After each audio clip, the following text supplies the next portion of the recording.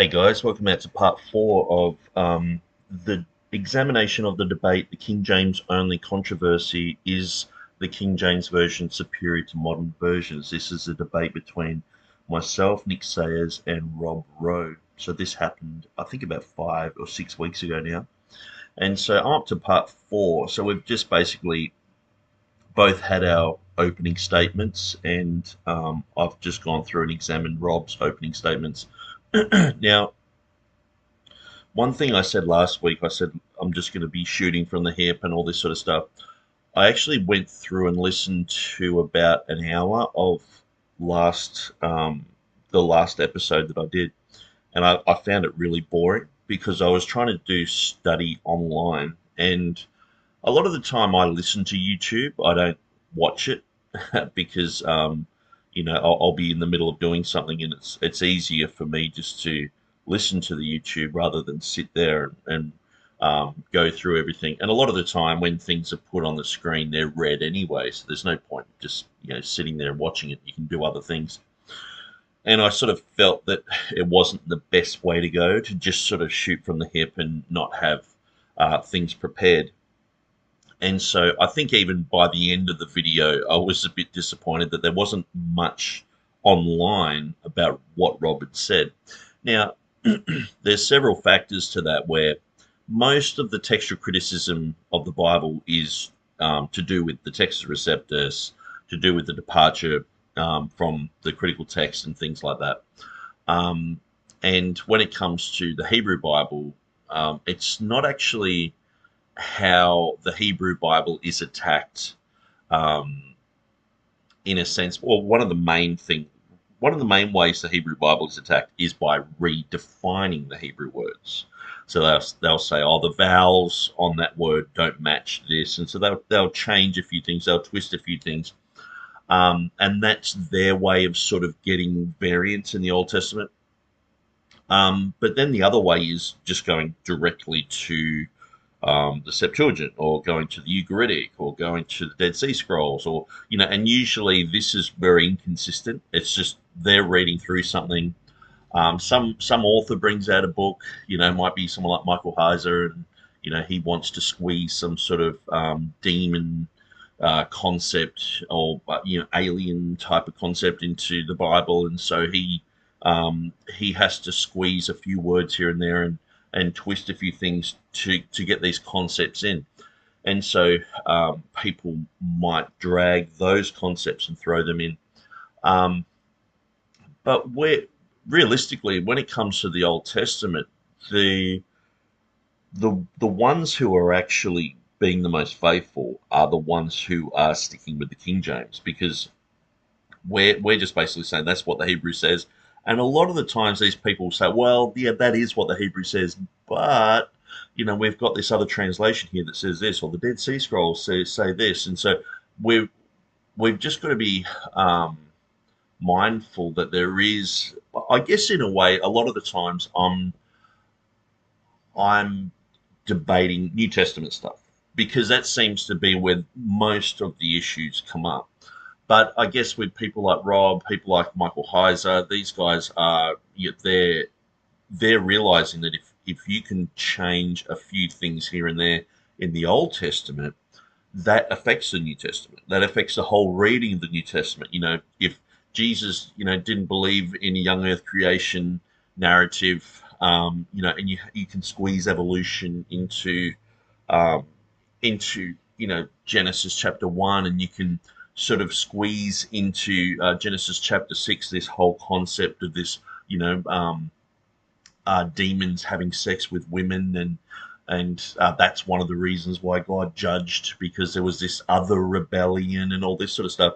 You sort of, what then they go to the New Testament and say, oh no, they're not talking about this rebellion, they're talking about the other rebellion and this and that. And, oh no, they're talking about these other gods, and that's the reason why Paul talked about these other gods in Acts, because he knew that these were the council that God appointed and all this sort of stuff. And then you end up going back to Enoch, and it's like it just becomes a mess. And so I guess, just like how Answers in Genesis and other groups like that, Kent Hovind and I'm not saying I agree with absolutely everything these guys say, but I do agree with the vast majority of what they're saying. And their final concepts that the earth is young, and that Genesis can be taken literally, and they were literal days. In Genesis chapter 1, they're not periods of time. And you listen to Rob, and he's talking about billions of years. And so I guess the thing is, we realize through the attack on creationism, through theistic evolution, and just atheistic evolution, that can affect people's reading of the New Testament, because they start reading through that, and they try to count back millions of years and all this sort of stuff. And things, it becomes a local flood instead of a global flood. And so it changes the reason why God flooded the earth. He only wanted to get rid of the thing in that area. And it's like, it's so strange to have a local flood that lasted for a long time. I mean, was the water just standing up? And and even Michael Heiser, he says things like, "Well, the original Bible taught flat Earth. The original Hebrews believed in a flat Earth, but then now we know better. But that was just their concept." And it's like, man, that is so dangerous, because what that does, it opens up the door to flat earthers to go, well, Michael Heiser's saying it's a flat Earth, and so I guess what I'm seeing, and usually my research has been, if you've been following my channel for a while, is things like Easter. It's one word, and just trying to, put that into its historical context, and what Pascha would be translated as, or Revelation 16:5, and just the one who was and is and shall be, the Isomenos, how it's a nomen sacra and how it relates to Jehovah and all that sort of stuff. So to me, that's the sort of stuff where I'm in the middle of that going, that's really cool, because I guess in a way these things had been trump cards for people like James White and Dan Wallace, and it's quite interesting that when you read articles nowadays, because I did my Easter article in like 2005 and made a video on it, and I've done a few others. But James White, he says in his 2011 book that Easter is pagan, and so just some KJV guys do as well. Sam Gipp and a few others. But that whole concept seems to be fading away. It seems to be gaining traction that Easter is related to the East. And I know that the KJV Today website, and I understand that that's down at the moment, but so the KJV website was originally on Google, and like Google Sites, and then what's happened is he's bought a domain called KJV Today, and it looks like it's lapsed. And I've had that happen myself. I had bible.net.au. It was a really good domain. It's probably worth a lot of money. And I had it with some obscure, like crazy domains or whatever, and they never really told me it was going to lapse. They just let it lapse. It's like no emails, no. Usually with GoDaddy, they send you things like months before, and actually try to get stuff out of your credit card really early. But yeah, this mob just didn't say anything. It's like, oh, that's lapsed. And then, and I actually had an offer from the Bible Society in Australia. They wanted to buy it. But so yeah, the KJV Today website, their domain is lapsed. But if you actually go to Google Sites, you'll see that. So um, I'm not exactly sure how I can show you that, but yeah, you'll just have to just search around a bit, and you'll find that they're still up. And so yeah, the author of that website, who chooses to remain anonymous, and that's understandable, because as soon as you say King James, you get a whole bunch of different attacks, and he doesn't want that. But brilliant site. But he has a lot of interesting stuff about Easter, and so I think what's happened is people like Mark Ward, he's actually started to write about Easter. And what's amazing is he puts up on one of his articles um, the a picture of Logos Bible software, and I might even just quickly look this up. Mark Ward Easter. Um,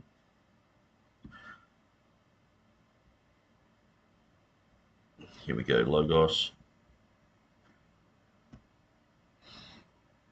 and he puts up this article about Easter, and it's actually that is oh no, maybe it is. That's an ad. I thought it was Mark Ward.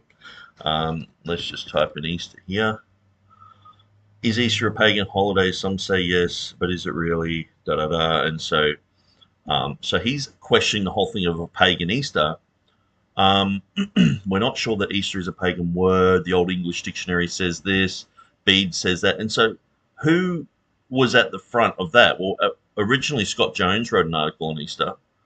And then I basically got Scott Jones's article and sort of rehashed it and made my first article on Easter. And then I wrote a second one, which was going more in depth into the Reformation and their understanding of the early church writers and how like people like Henry Saville and people who translated the Book of Acts, how they would have viewed Easter and how they understood the Easter controversies very well because of their obsession with Chrysostom. And so anyway, I put a bunch of that stuff out, and that became known to Answers in Genesis. It became known to Jonathan Sephardi, who didn't agree necessarily with my understanding that Jesus died on a Thursday. I mean, to me, the math just works out.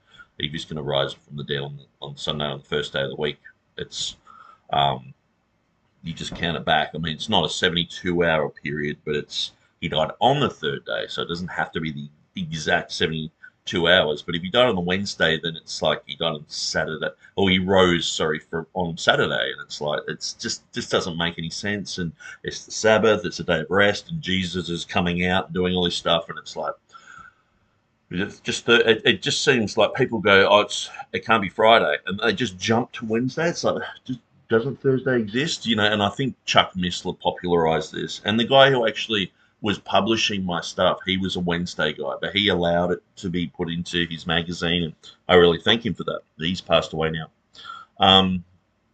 But so Mark Ward seems to be grabbing our stuff now.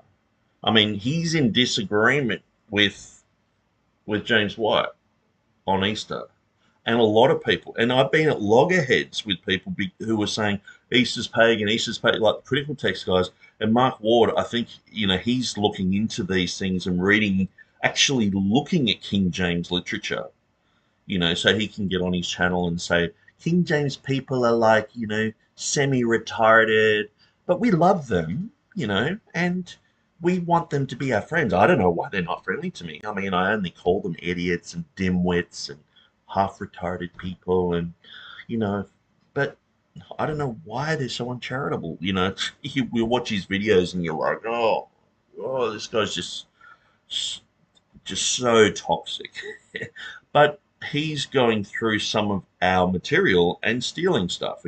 And I think what he's done is he's actually thrown this in the direction of people like the Texting Canon guys, because they're saying here in one of the articles. So last week we looked at Isaiah chapter 53:11. Where the addition in the Septuagint says, he shall see light.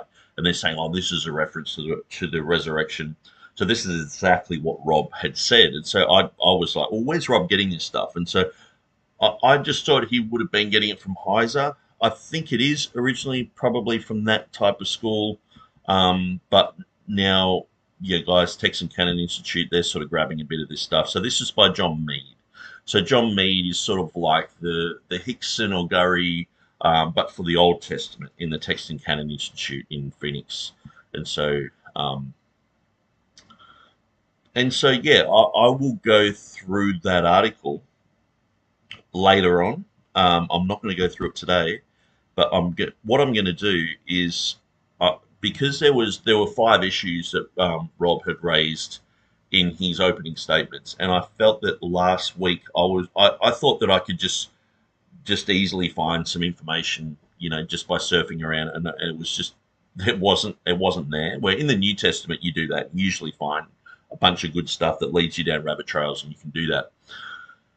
So what I'm going to be looking at today is I'm going to be doing, say, one of these articles, like every time I do a new video on this.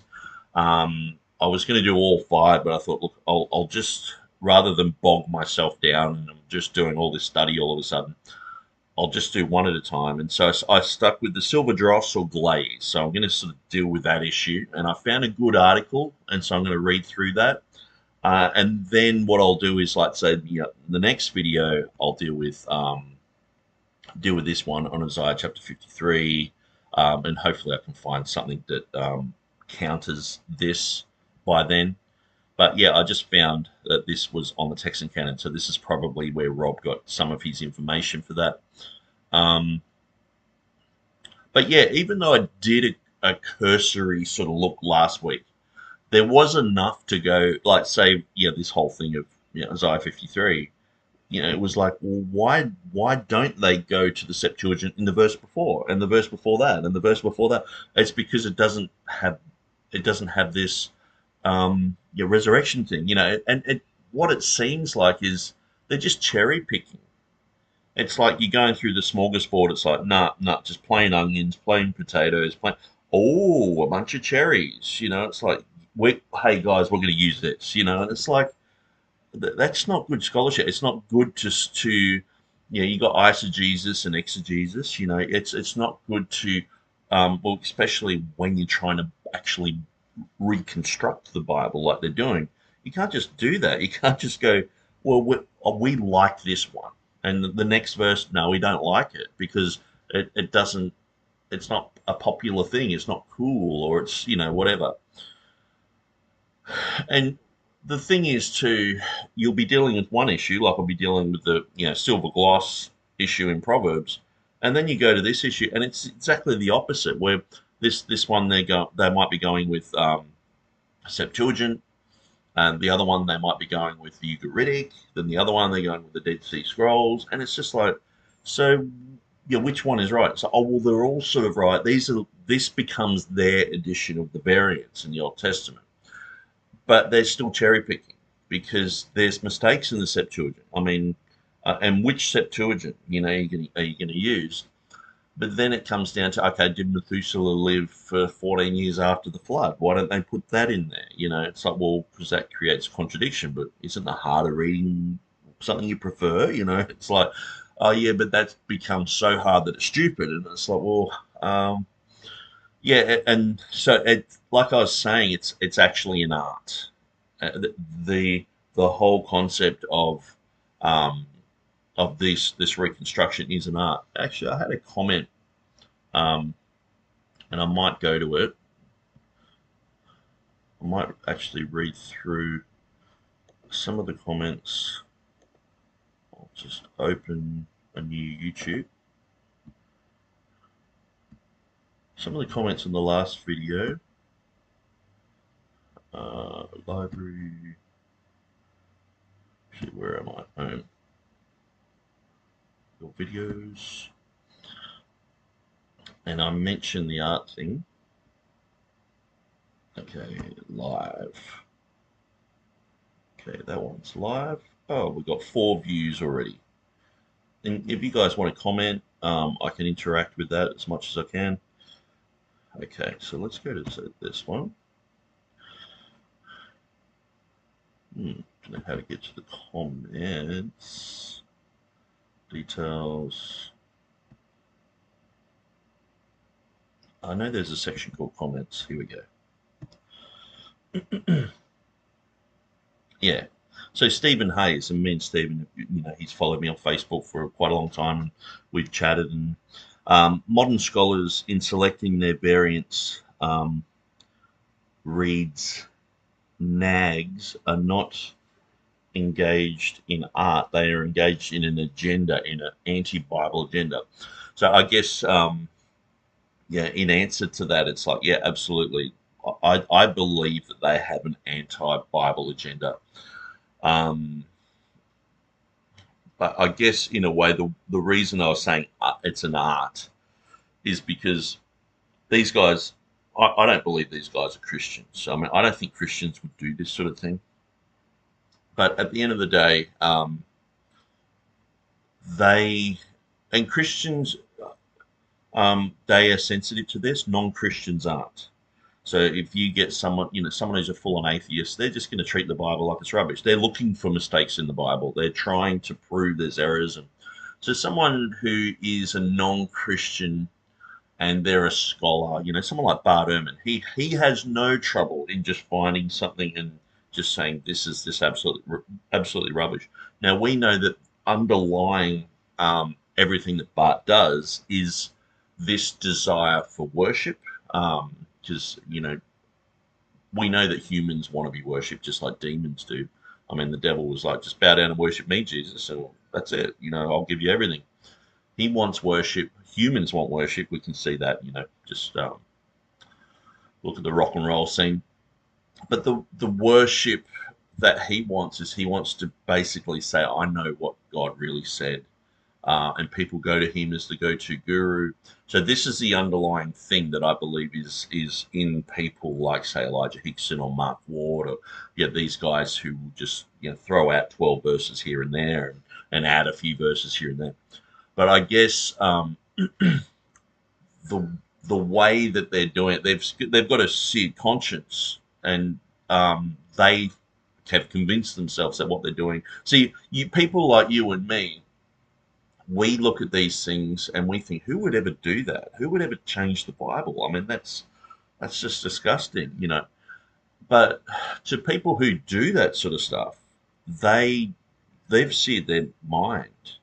I mean, it's like when it's like, say, the whole issue of pharmaceutical companies making a whole bunch of money off people who are sick. You're like, who would do that? That can't be true. And it's like you don't have to scratch the surface that far, and it's like, well, actually, it's happened quite a lot, and sometimes you can't actually believe that someone is a certain way because you aren't. It's like the old, psychology of, if someone just comes out and just calls you a liar and you're not a liar, usually it's because they're a liar.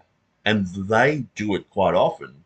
And they're accusing you of doing it because they think that you're like them. And so we usually think that others are like us too. So we've got an honest and good heart and, all the rest of it. And we're living for God and we're reading the Bible and we're trying to do our best. Um, we we accuse others of doing good. We accuse others of having good motives, and we trust people. That's the thing. Sometimes Christians just trust people to the point where we seem a little bit gullible. And I wasn't a Christian for the first 20 years of my life, so I know what it's like to be a scammer and to lie, and every second word that was swearing, and I'm hurting people and didn't care. And then, but when you're a Christian, you're like, you've got a soft, tender heart, and you love the Word of God, and we just naturally think, well, this guy sitting in a church over here, of course he must love the Word of God like I do. Of course he must look at those words and go, yes, that's exactly what Jesus said. Wow, I want everyone to know this. That's so cool. But a lot of the time, they've just got a Bible in their lap. They're just going to church because their wife has pressured them to go. They don't even want to be there. And so after a while, they're like, well, I'm going to spend the rest of my life here. I may as well try and make some money off it or something. I may as well become a scholar um, yeah. So we see the underlying sin in mankind is exactly what Stephen's saying, this anti-Bible agenda. Because Jesus was pretty clear, either for me or you're against me. And so we're either going to be promoting the Bible or we're going to be demoting the Bible. And you can't really be neutral. You can't just, you meet people and they're sort of neutral, and it's like, that's weird, because most people are just against the Bible, or they're for it, like you and I are. So many times we might look at someone like Mark Ward and think, oh, surely, he has a love in the Bible. He keeps saying it and saying it over and over. If you just judge people by their actions, and you know that he's undercutting the King James. He's saying, people who read it are just Neanderthals who don't know how to use a dictionary. And, even if you could use a dictionary, you still won't be able to work out what halt means. And it was funny the other day on the front cover of James White's book, The Potter's Freedom, I think it is. It has how long will people halt between two opinions? And I was like, oh no, you can't read James White's book anymore because it has how long will you halt between two opinions? And it's like anyone reading that, it was right on the top, on the cover of James White's book, right at the top, and I was like, you got to be joking me. Like, it might even be on Amazon. I might even just quickly look it up. The Potter's Freedom.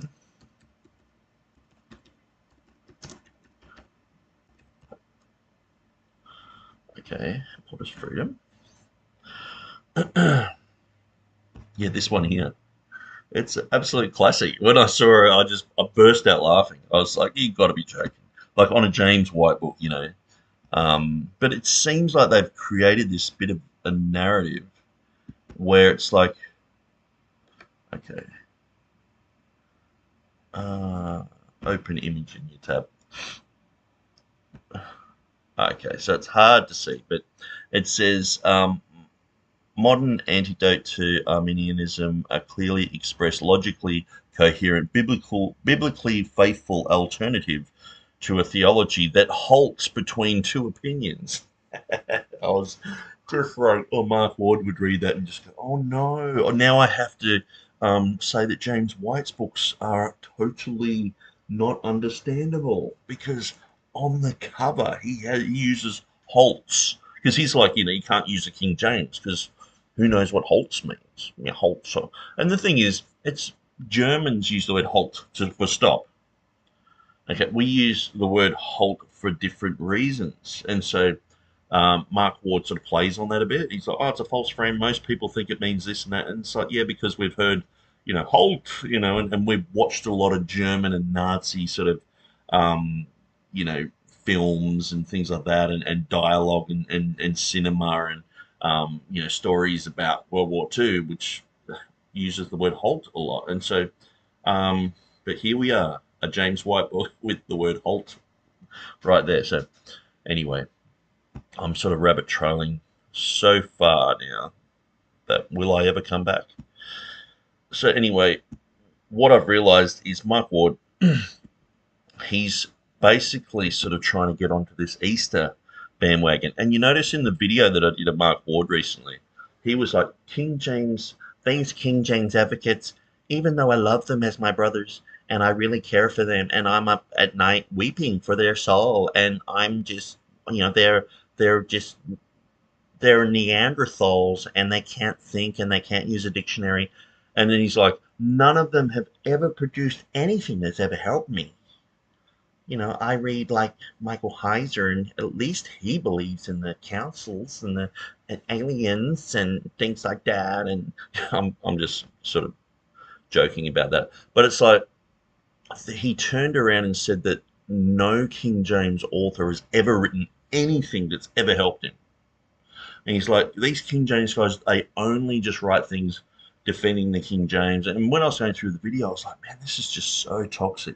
Because I mean, like even someone like Joseph Chambers, he's a King James only guy. His material back in the 90s and early 2000s, it was really interesting and vibrant and alive, and it was like, and even like someone like D.A. Waite, even though his main ministry is sort of like, you know, Bible, you know, King James stuff, he's written lots and lots of stuff about other things, and um, yeah, it's sort of, yeah, it was just this disgusting jab.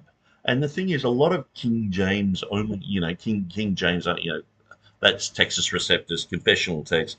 People like Theodore Leadus would just get thrown into there as well. You would, I would, you know, everyone would. Um, if you just basically hold a King James in your hand, or a TR, or even a majority text, but it's like, well, that's what James White says anyway. At the end of the day, what have these people just written nothing other than King James material? And so when he was saying that, I was like, hang on, no. I remember when Mark Ward brought out these Easter things because I've followed the Easter thing pretty tightly because I'm writing a pretty big book on it. And I was like, hang on, this guy's actually going with material that looks like he's just read through my website or the KJV Today website and just basically plagiarized it and just changed a few words around. And it's like, is it a pagan holiday? Now I do understand that we as believers don't want our holidays to be sullied by association with idolatry. And I want to state from the outset that no one should call Easter Easter against his or her conscience. And that's exactly what I say at the end of my video. It's because of conscience sake that they've gone against Easter and they don't mention the word Easter. And he's like, but I don't think that we ought to be upset about the word Easter. Here's why. And then he goes on to basically say um, that it's not a goddess of the spring. It's related to the word East.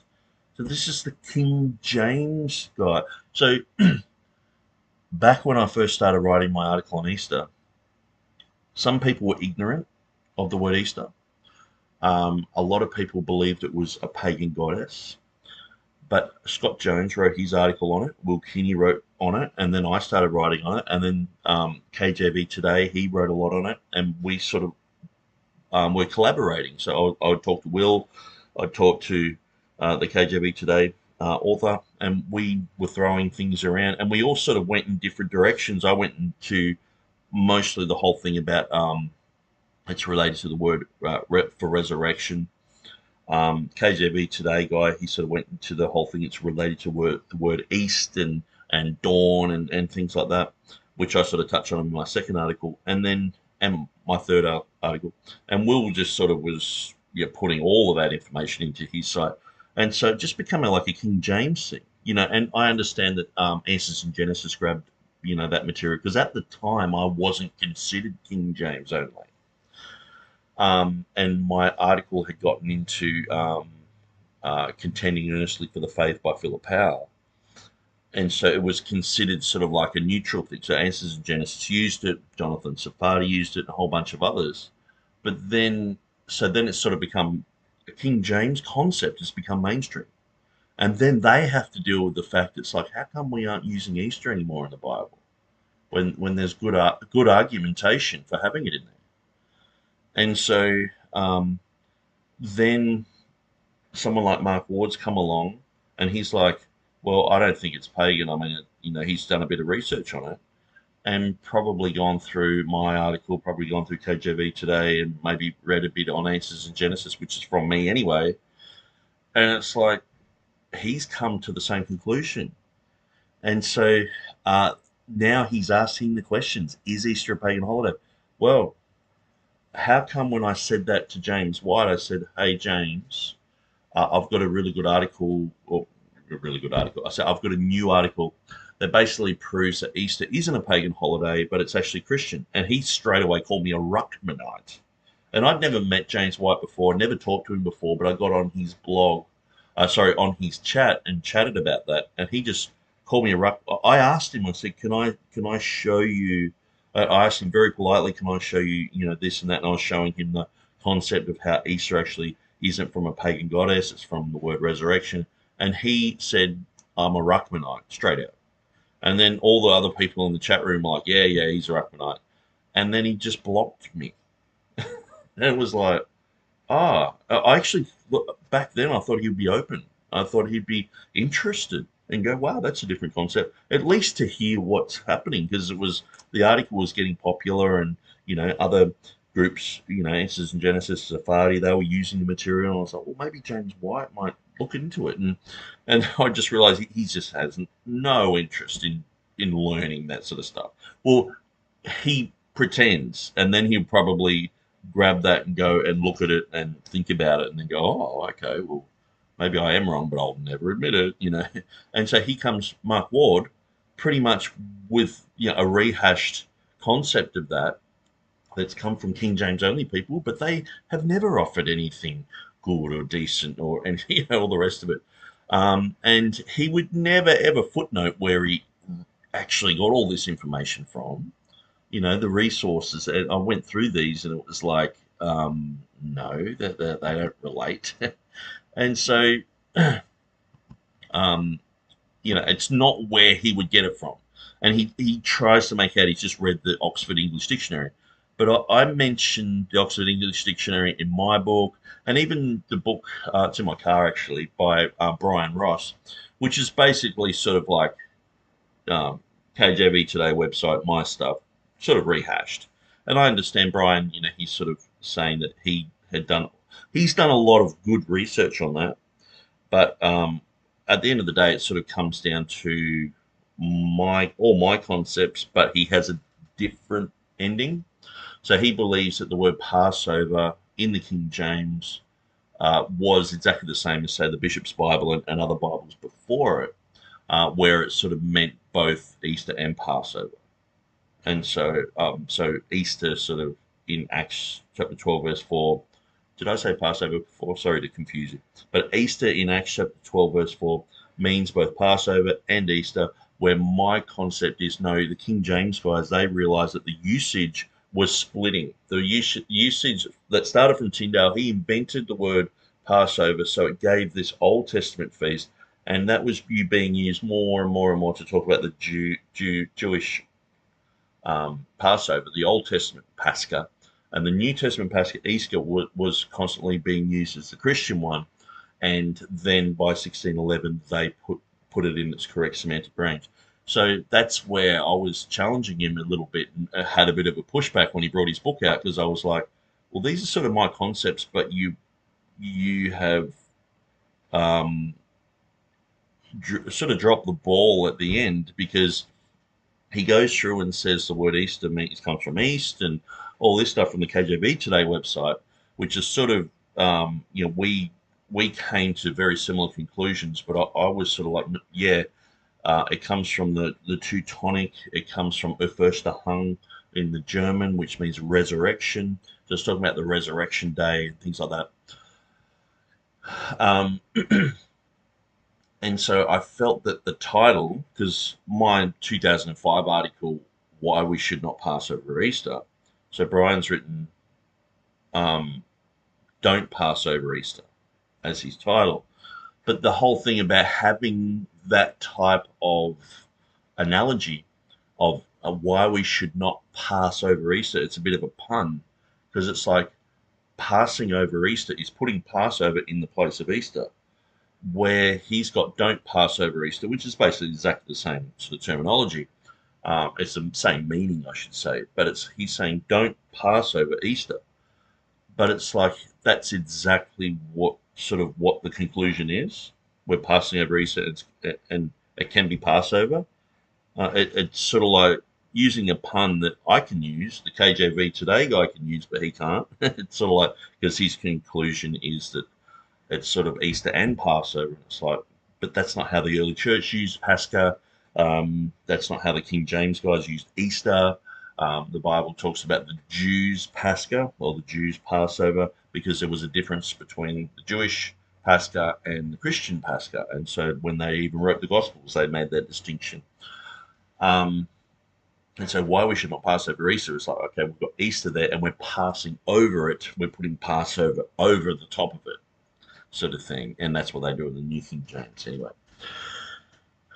So Mark Ward here says, about Thor's Day or Thursday and Resurrection Sunday, etc. These are things that are all pretty much KJV Today and myself. He's gotten this label. It would have been good if he actually got into the Greek here a little bit more, because that would have revealed he would have been calling it a Christian Pascha or a Jewish Pascha, and that would have revealed that he completely has borrowed these things. So he's got quite a few articles here. Is the word Easter in the Bible? So yeah, that's where I was going with Logos Bible Software. So he has a picture here of Logos Bible Software, and the word Easter, it'll have meta, to, Pascha, and so these words have transliteration. It has, you can go through and look at the numbers, the morphology, the sense, and things like that. So okay, so it has Pascha, and then the Strong's numbers, and then the sense is Passover. But then when you get to Easter, it's just got a dot. And Mark Ward must look at that and go, that's wrong, because he's basically he's not saying that Bible Logos Bible software is wrong straight out, because he's working for these guys. This is a Logos article. So, but just with looking at my stuff, KJV Today stuff, and others that have gotten their information from us, you can't deny it. He says here, do you see that little dot in the highlighted column? That is called a null. It means Easter isn't marked as a translation of anything in the Greek. It's a bullet. Did the KJV translators just stick Easter in there randomly? No, no. Note there is, note there that there's another null symbol in the Surface English text row. That means that the Greek word that the KJV translators left untranslated, Pascha. I think he confuses himself here. Now we're getting somewhere. In fact, Easter is a translation, but the taggers here indicate that Pascha in this context simply couldn't mean Easter, so they were unwilling to tie the two together. So he's basically pointing out that Logos have made a mistake here. And so that's the thing. It's like, who's been saying this for the last 20 years, Mark? And seriously, I reckon if we put Mark on a lie detector, we said, where did you get this information from? And he's like, interestingly, language is so cool. Like the word Easter. Well, I've written about Easter. So has a bunch of other guys. He's like, I've never learned anything from these King James Version guys. They're just, they're illiterate dimwits, and they're playing their banjo in the Deliverance movie, and who would even talk to them? But why don't they like me?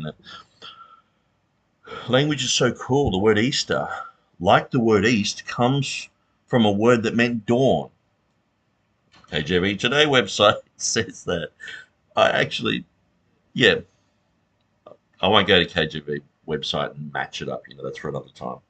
But it always shows up in the East. The resurrection is associated with new dawning.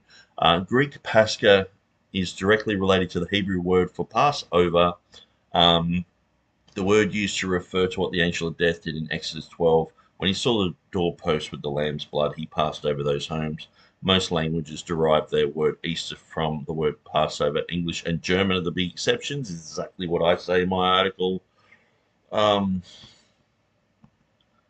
Anyway, do I have to keep reading Mark Ward stuff to show KJV TR people how ridiculous what he's saying is? It's sort of like, I think everyone knows. I'm just stating the obvious, really. But anyway, what I noticed in this article by Mead, he did this over Easter, and so he's talking about the resurrection, in Isaiah chapter 53, and then he's like, conclusions: the death, burial, and resurrection was clearly predicted in Isaiah 53 because of that new reading, and then he's got a whole bunch of other stuff that he talks about, and then it says, in and around Easter, let us not be swept away by sensational news stories and blah, blah, blah. And so he's using the word Easter. And I've noticed that the word Easter is being used in these circles now. So why aren't they going with James White's Easter? And maybe I should just quickly read this so you know, because I know what he says, but you mightn't. Okay, so let's just have a quick look. Easter, 290, 291. James White's King James Version only controversy. So yeah, he has the KJV translates the word Easter that appears 29 times in the New Testament. In the other 28 instances, the KJV translates the word as the Passover. For example, in John 19:14, and it was the preparation of the Passover, and about the 6th hour, and he saith unto the Jews, Behold your king. There is no reason for confusion about what Luke is referring to here, for the immediately preceding verse says, Then were the days of unleavened bread. The days of unleavened bread are connected with the Passover celebration, yet in this one place the AV contains the anachronistic term Easter. Why is it anachronistic? Because he's saying it's a English pagan festival. Listen to this. Luke's reference to the days of unleavened bread makes it clear that he's referring to the Jewish holiday season, not a pagan festival that did not become known by the term Easter for some time to come. So James White's sort of saying that it's an English, you know, Germanic pagan goddess festival, Easter. So I wonder, imagine getting Mark Ward and James White to debate this. You know what I mean? And it's like, hey, Mark Ward, where did you really get your stuff from? If he was on a lie detector, it's like, oh, okay, I read the KJV Today website, and I stole the information, and I'm trying to rehash it and make it look like I'm the smart guy, Because the thing is, that was one of the things when I was basically reading the New King James, and I was sort of like, okay, I guess I'm a TR guy, and then I'd read I was reading about how Easter was wrong, and I understood that Easter was a mistranslation and all that. And I'm like, okay, so I started to do the article that I did on it, and I realized that I was just completely wrong. And I found Scott Jones's article, found Will Kinney's stuff, and I just kept going through it and through it and through it. I was like, man, this has cleared this issue up completely for me. So that's what Mark Ward's done. He's done the same thing. He's found KJV stuff or KJV influenced stuff because there wasn't really anything else out there. I was looking, I've gone through, I've read, I would say I've read like 1,000 websites on Easter, and that's not a word of exaggeration because I would grab an Easter, I would listen to entire sermons just because it had the word Easter in the title, and it had nothing to do with you know defending Easter. It was just sort of like basically a resurrection sermon. It's like, oh, okay, and I'm going through tons of stuff. I can show you on my hard. I've got a full hard drive somewhere there, and 32 gigs of just Easter stuff and collecting books. And I'd go to a bookshop and just see stuff, and I'd just get stuff about even communion and things like that, because sometimes they talk about the Passover. I'd get books about the Jewish shadows and types that are in Easter, and that was practiced in the Passover or modern day Passover celebrations, and how it relates to Christ, and because yeah, just out of interest, just getting that sort of stuff. And so, yeah, I think Mark Ward's done exactly the same thing. Anyway, I've rabbit trailed so far, but what I want to do is I want to get onto this glaze issue. Okay, but firstly, I did say that I would interact a bit. So, yeah, we have Stephen Hayes. I might just interact where the video actually is. Okay, we'll turn that one off. I might turn that one off too. I might just do it here. Okay. Stephen Hayes, joining late, but I appreciate these videos. I watched the original debate, but I like these post-debate analysis. He seems to have quite a cult following. Much of his teaching emphasis require minority text readings, especially in the Old Testament. And I guess that's what I was saying earlier. It's like I'm not really schooled in a lot of Old Testament, text issues and things like that. I just go with the Hebrew, and over the years, there's been things like, say, the sons of the gods in Daniel chapter 3 verse 23, and things like that, where I've done articles on it, read into it, and any of the books that I've got on the shelf that are sort of to do with KJV literature, I've read those, but usually they're New Testament arguments about this verse shouldn't be in there and this verse should, and the 12 verses taken out and all the rest of it. So yeah, but I'm seeing how important that is, and I'm seeing how people like Michael Heiser, Michael Heiser has gotten into this realm, so people are attacking, the first chapter of Genesis and trying to squeeze evolution into that. So he's already swallowed that, and he's got that, and so has Rob. And then, they go to Genesis 6 and they're trying to squeeze in the whole, demons having sex with women concept. And then they're just sort of going over and cherry picking places in the Bible where they can, change a Ugaritic term here and there, change the definition of the Hebrew here and there, change. Oh, the Dead Sea Scrolls has this other different reading, and they'll morph that, and so they're basically creating this whole distorted Old Testament, which then, when you go to the New Testament, and many times the New Testament is looking back into the Old, then they can go, oh, well, what they really meant was this, and they're just trying to twist the New Testament from that angle. And so this is going to be something that I guess I get more and more into, is Old Testament textual criticism and understanding that. And so, okay, so what I'll do, I'll just play it a little bit. We'll just see where we're up to, and then I'll jump into my my article on the Proverbs chapter 26, verse 23, where it talks about the silver dross. So that was, I think, the first thing that he brought up. So where are we? We are at 39:18. So I'll just go back. Here we go. Here's his list. So the first one was silver dross or glaze.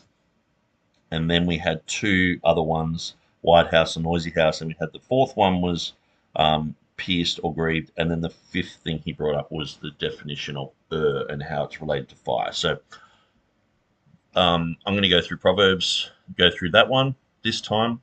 I'll go through the White House or Noisy House. I'll go through that the next time, or one of the others. Whichever one just sort of falls into place. And then I guess it's the Isaiah 53 thing, and so where he got that from, and the concepts of that, and the Dead Sea Scroll literature, what other versions have. So let's just let Rob. So where was I? I was at 38. So what Samuel's getting at, no, there was no practice of three bullocks. So what happened was that KJV translator mistranslated. Well, that's actually another one too. So he's going through this three bullock thing. I think I read through Will Kinney's site with that. But we'll go through these again, and as I put them into my site, which you can see, say with Proverbs 26:23, I'm doing quite a bit of work on it. And so, but it just takes time to just go through all this stuff. It takes quite a few hours and look at other translations. And sometimes too, I'll work on these things for ages, and I still haven't got a conclusion there yet. It's just got, okay, this is what the Net Bible says, this is what the Bishop's Bible says, and just getting all that information takes quite a bit of time as well. And even just coding all this to the Hebrew, which apparently makes Michael Heiser the best Hebrew expert in the world. But I just did that this morning, putting the Hebrew letters to the Strongs, and also the English of the King James Version and the 2016 edition, because I've actually finished Proverbs and Psalms. No, I haven't finished Psalms. I've finished Proverbs and nearly finished Psalms, and so I put that in there as well, which is pretty much exactly the same. A potsherd is basically archaic for earthenware, but that's something that I've got to look at, because the burning lips, it's amazing how many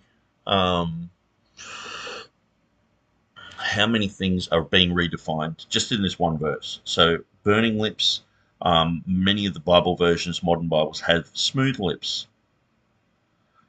And a wicked heart, like a potsherd, and then potsherd is usually footnoted. Now I guess I've got the Net Bible here. Okay, so that's going through Refiner. No, but actually, when I went through the Net Bible, there was just so much different. And I was actually shocked because it had actually 3 footnotes. So I think it was the Burning Lips, and Potts Heard, and Silver Dross. So Silver Dross was actually, I've got the footnote here. There we go, the NET footnote. So yeah, here, like a coating of glaze. So that's the Silver Dross. It's changed to coating of glaze over earthenware. Okay, so they don't question earthenware. That's just stock standard.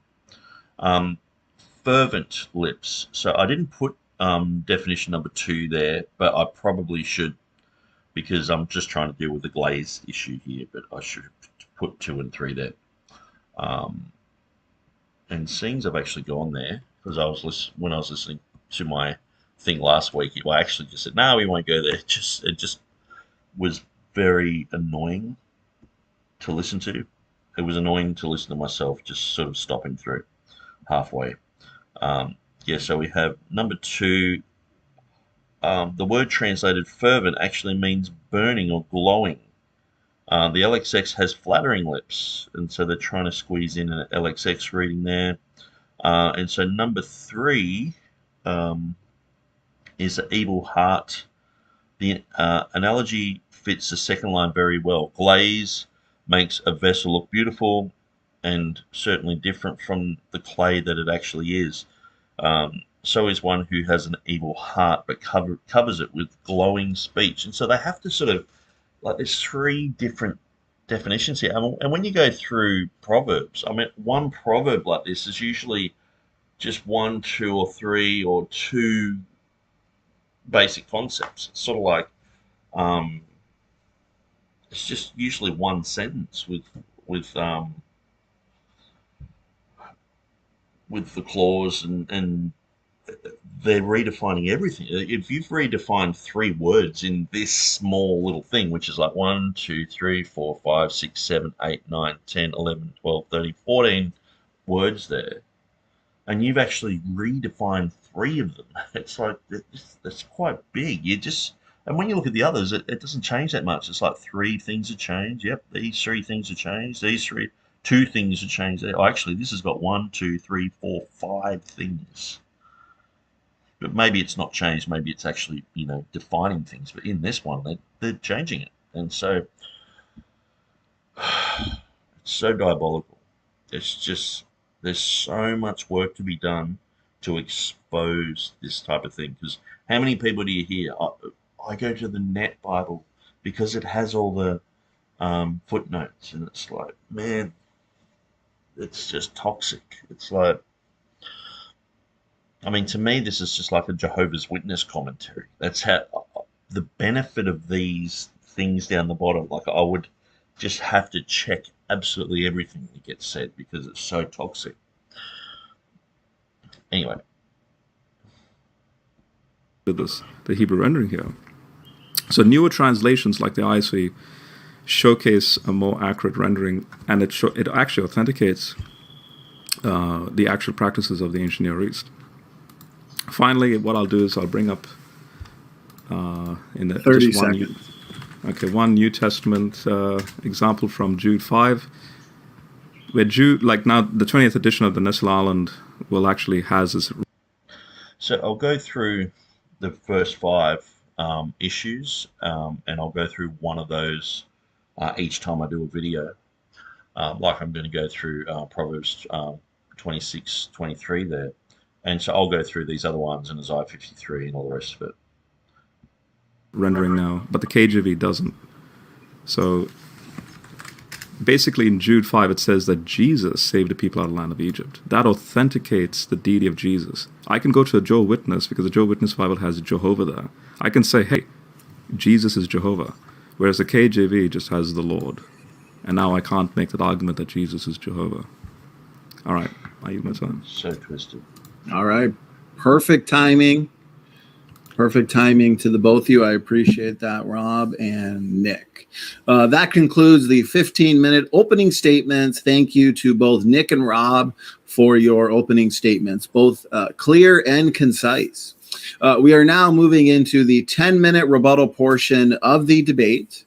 Nick, so we are going to hand it over to you. All right. So just before I get into myself, I'm going to go through this. So Proverbs 26:23, like we were saying, the King James has silver dross here. So we went through that a little bit last time. It's basically these two words seem to be amalgamated into one to become a glaze. Okay, so when we look at the old Bibles, um, we can see that, say, Wycliffe, he has foul silver. Coverdale has silver dross. Matthew's Bible, silver dross. Great Bible, silver dross. So Geneva, Bishops, King James, all of those, right till the Young's translation, silver dross. And even the NASB has silver dross in 1977. The 1995 has silver dross. And when you look at those Bible accuracy charts, it's like which one's the most literal and which one's the best, and so it's usually published by the American Standard Bible guys or Lockman or whoever, and it's like, oh, that's the most accurate, and then the King James version is just below that, and then a few others, and people just think that that's just some neutral guy who's figured all this out. It's like it's just a sales pitch, but they have silver dross here. And so, like I was saying with Mark Ward, he could debate James White about Easter. The NASB guys could stand up and debate the earlier NIV guys with a coating of glaze. But then the NIV guys in 2005, they changed it back to silver dross. And the 2011 one has silver dross. And so they've gone back to the Hebrew, because they went to the Ugaritic there. And so the Net Bible, like a coating of glaze, and I'll just read the footnote, the traditional translation of silver dross, KJV, ASV, NASB, never did make much sense because the parallel idea deals with hypocrisy, fervent lips, and an evil heart. But silver dross would not be used over earthenware. Instead, it is discarded. But, that's the whole point. And so we'll read through another article in a minute that talks specifically about the Ugaritic and things like that. But yeah, this is Dan Wallace's crew. Yet the Masoretic text clearly has silver dross, Kesef, Sigam. Ugaritic turned up a word SPSG, which means glaze. So that's one of the things. Where does this glaze come from? Are they quoting the Bible? It's like, or is it just like a cognate word, similar? I mean, and this found a parallel in Hittite, Zap Zaga. Ginsburg, H.L. Ginsburg, repointed the Hebrew text to Kesap Sargam, like glaze. And this has been adopted by many commentators and English, a recent English version, so that New American Bible, the NIV, the New Revised Standard Version, the NLT. The final meme is then classified as enclitic. So see Kenneth Barker. So Kenneth Barker, I'm pretty sure he's the main guy for the NIV. The value of the Ugaritic in Old Testament studies. So he's obviously writing to the Ugaritic. So, and that would be why the original NIV had a coating of glaze. So the REV, which is some sort of new Bible I found online, they have silver dross, and it has. It's actually based on the critical text, because I just checked 1 John 5:7. It's not there, and a few other places. Silver dross. Some scholars argue from the Ugaritic that this should be translated as silver glaze, but many other scholars disagree. There is no necessary reason to change the Hebrew text. The point of the verse is that just as clay vessel covered in silver gloss, just as a clay vessel covered in silver dross is made to look valuable but is deceptive, so are smooth lips that conceal a wicked heart. And I would have to agree with that type of definition, even though it's based upon the critical text, that Bible. they're basically defending the reason why they're sticking with silver dross, which is the Hebrew reading. The point of the verse is that just as a clay vessel covered in silver dross is made to look valuable, but it is deceptive, so are smooth lips. But notice he's saying smooth lips instead of burning lips. Smooth lips that conceal a wicked heart.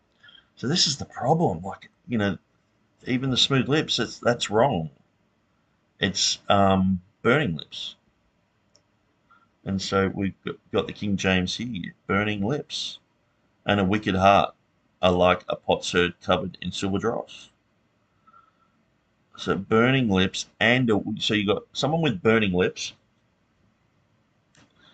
and they've got a wicked heart. It's like a potsherd or earthen vessel, or I guess this coffee cup here is an earthen vessel, and this has got a glaze on it, so that's pretty nice. But imagine if it was covered in silver. It's like it's deceptive because isn't that the whole thing of you get gold plated things. You get something that's gold plated, it looks valuable, but it's not valuable all the way through. But even in my agreement with this guy, it's like smooth lips. Okay, where's the smooth lips coming from? That's, where are we? Fervent lips. Okay, that's that one. There was one that had smooth lips. I'm pretty sure it was a footnote, maybe to the NIV or something like that. So, but it's saying it can be smooth. Burning can be smooth as well. So, when we look through these English Bibles, we see that it's silver dross pretty much all the way through up until modern times. So then I've got a link here: ridiculous KJV Bible corrections, nonsense with Ugaritic. So I'm going to go through that one. This is by John Hinton. This is on the av1611.com website. So he has a lot of interesting information. Sometimes James White jumps on and tries to debunk some of his videos and things like that. But John Hinton, PhD, J. Hinton at postharvard.edu. So, I don't know. Is he at Harvard? I'm not sure. The following is an excerpt from the author's The Ugaritic Scam and the Bible, an analysis of the erroneous use of the materials from Russ Sharma to rewrite and alter the Old Testament. Copyright 2004. Please excuse the internet-induced transliteration problems. And so, they'll just have, AF2, sort of thing. And it's like, I guess they're trying to put in the Ugaritic language or put in the Hebrew, and sometimes it just doesn't work. So I'll sort of skip over those things as much as I can in this article. But yeah, if anyone has that, I tried to search for it, and any search just came to this article. But maybe I should contact this guy at Harvard. The KJV translation of Proverbs 26:23 has been attacked from every conceivable angle. I'm just going to make that a little bit bigger so you guys can see it and I can read it properly. It is one of the many examples of faulty use of the clay tablets that were written in the Ugaritic language. Although the tablets were scanty, fragmented, unknown until the 20th century, and very obscure as to their meaning, they have been used more than any other sources, except maybe the Septuagint, in attempts to pervert the Old Testament. It has amounted to be as big a scam in Old Testament translation as the Greek pseudo-text of Westcott, Hort, Nessel, and Ayland have been to the New Testament. The first example that I will deal with in this series is Proverbs 26:23. So he says it's a series. Now I found this other article on the same website, which is Ridiculous KJV Correctors More Ugaritica. So this comes from the same book. So I'd really love to get this book because this is the direction that I'm heading, looking at Ugaritic and how it's changing Bible text. And so if anyone has anything by this author, or they know how to get it or whatever, just let me know. Okay, I'm just going to check. Whoops. Okay, so we've got be separate has dross, has a negative connotation, glaze not so much. Yeah, I mean, glaze is a very good thing. A glaze basically covers the clay, so you're not getting dirt and they're easier to wash. A glaze is a very good thing. Dross, well, dross is the rubbish that comes from gold. So it's just cheap. It's like tin. Um, and the thing is, it will just be destroyed pretty soon. I mean, the gloss on a cup like this keeps it together, and it keeps it tight and hard, and because everyone's probably seen a clay cup like this that you sort of have a few years and it just gets cracked and dried unless you put gloss on it. It protects it. If you don't put gloss on it, it'll just crumble. And so, having something like a tin thing, it looks good, but then it's going to crumble. And so, it's just a dross. It's a negative thing. But glaze is a positive thing. Very good point. Deceptive or false appearance is correct, I was saying. So I think we're on the same page there. So Proverbs 26:23, King James Version. Burning lips and a wicked heart are like a potsherd covered with silver dross. The KJV rendering of Proverbs 26:23 is attacked by Horace. I think that's how you pronounce it. A professed maximalist archaeologist, and he quotes the New Living Translation's botched excuse for a translation. A maximalist is supposed to be an archaeologist who completely believes the Bible. They almost always turn out to be liars, and I've found that too. Some friends on Facebook, and they're over in Egypt and the Holy Land and doing excavation stuff, but you bring up things, literal things in the Bible, and like, oh no, the Bible says the Earth is 20,000 years old, and it's like, where are you getting this from? People just think that because they're digging up coins and they're finding bits and pieces everywhere that they're smarter than everyone else. It's like people who become text critics. They just think they're smarter than everyone else. They think they know more, and usually we have access to the same information that they do. Someone who sits there and looks at, say, Codex Bezer, 5th century Codex Bezer, supposedly. If they actually go to the library and they look through that, and sure, they might be able to, see how some words were rubbed out and a marginal note was here for this thing and all the rest of it. But half the time, like seriously, these guys can't speak Greek. They can't speak Latin. And so it's like, I'm just, yeah, if someone of the skill of, say, Theodore Beza or Stephanus looked at that, yes, I would believe, yes, they would learn from those things. But just so they could speak Hebrew and Latin, Greek and Latin, looking at that document, I mean, what are they doing that we can't just do now looking on the internet? So it's sort of like, these, and it's like James White, he'll take a picture of him with some papyrus 52, and I went and saw it, and I was looking at it, and I was reading it, and the original was there, and it's like, okay, so someone who's taken a photo and they're looking at it, or they just, looking on a website that's got a picture of it there. What, you're better because you went and visited the shrine, or the holy relic sort of thing. And when he went to Dublin Trinity College there, where Codex Montfortianus is, it's like I went there and I saw it, just so he can sort of say that. It's a really old school thing to do. It's like a scholar's tick list.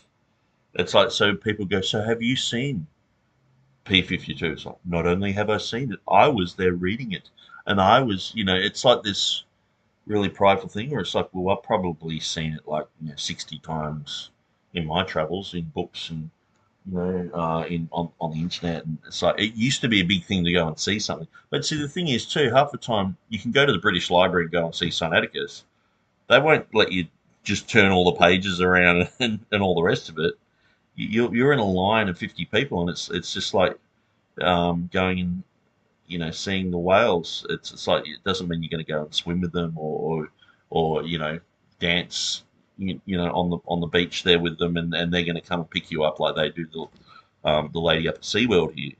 It's like you're just in the audience, and so these scholars try to make out. They try to stretch this sort of stuff, and half the time too, like someone like James White or Elijah Hickson or Peter Gurry, these guys don't know the original languages enough to really, even if they were looking at something like that, they don't know enough to go, well, um, this could mean this and this could mean that. Now, I think someone like even Bruce Metzger, he was a very intelligent guy. He knew Latin, and I believe that he knew Greek to the extent where he could look at it and read it and understand it and things like that.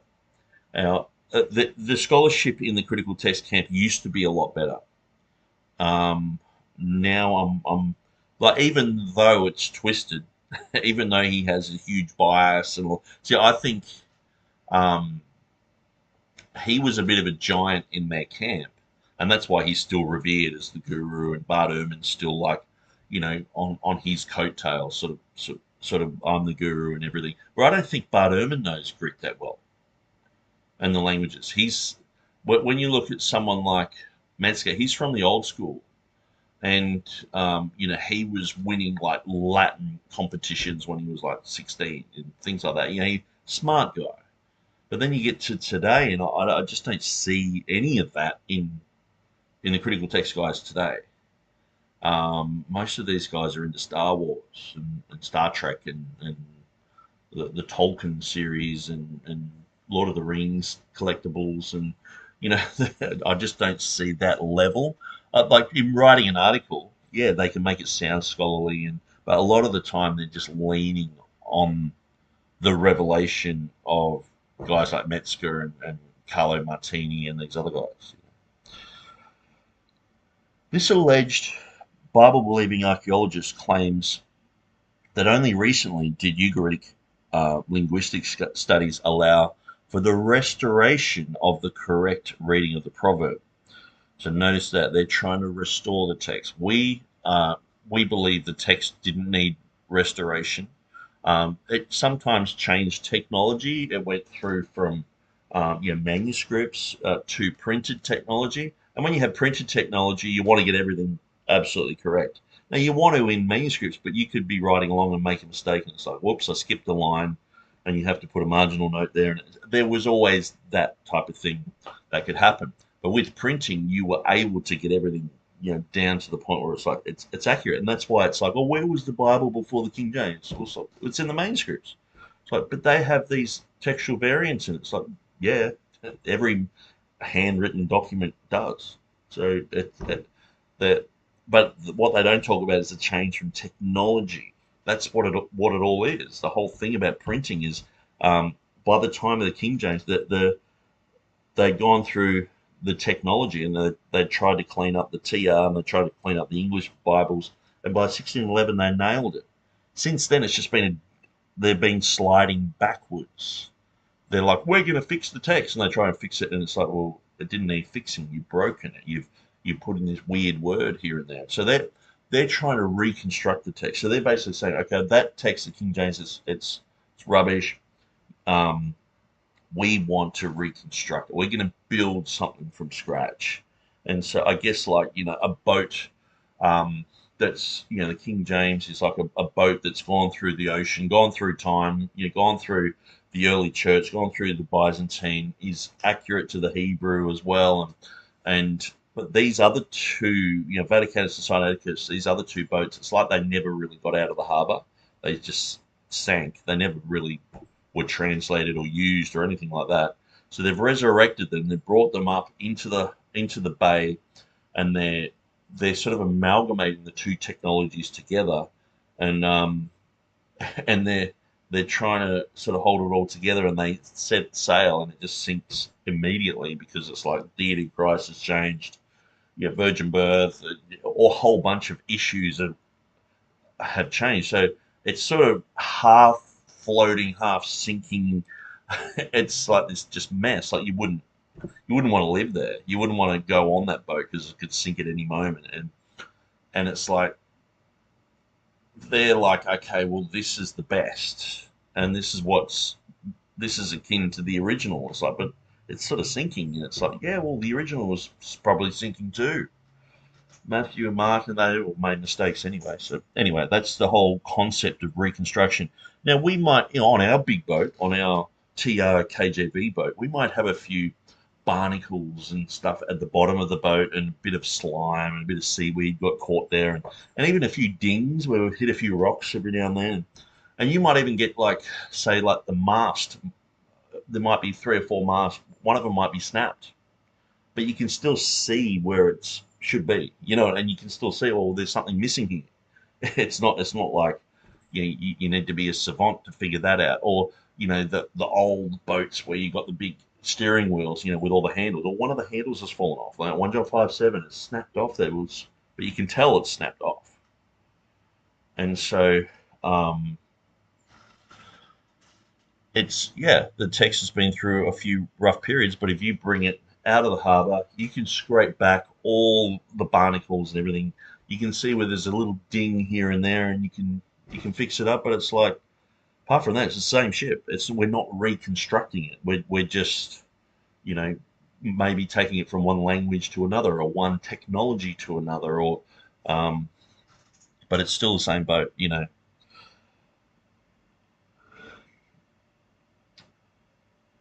The proverb has regained its contrasting parallelism and meaningful imagery. So he's saying that beforehand it was a problem text. This is something Mark Ward will continually go on about.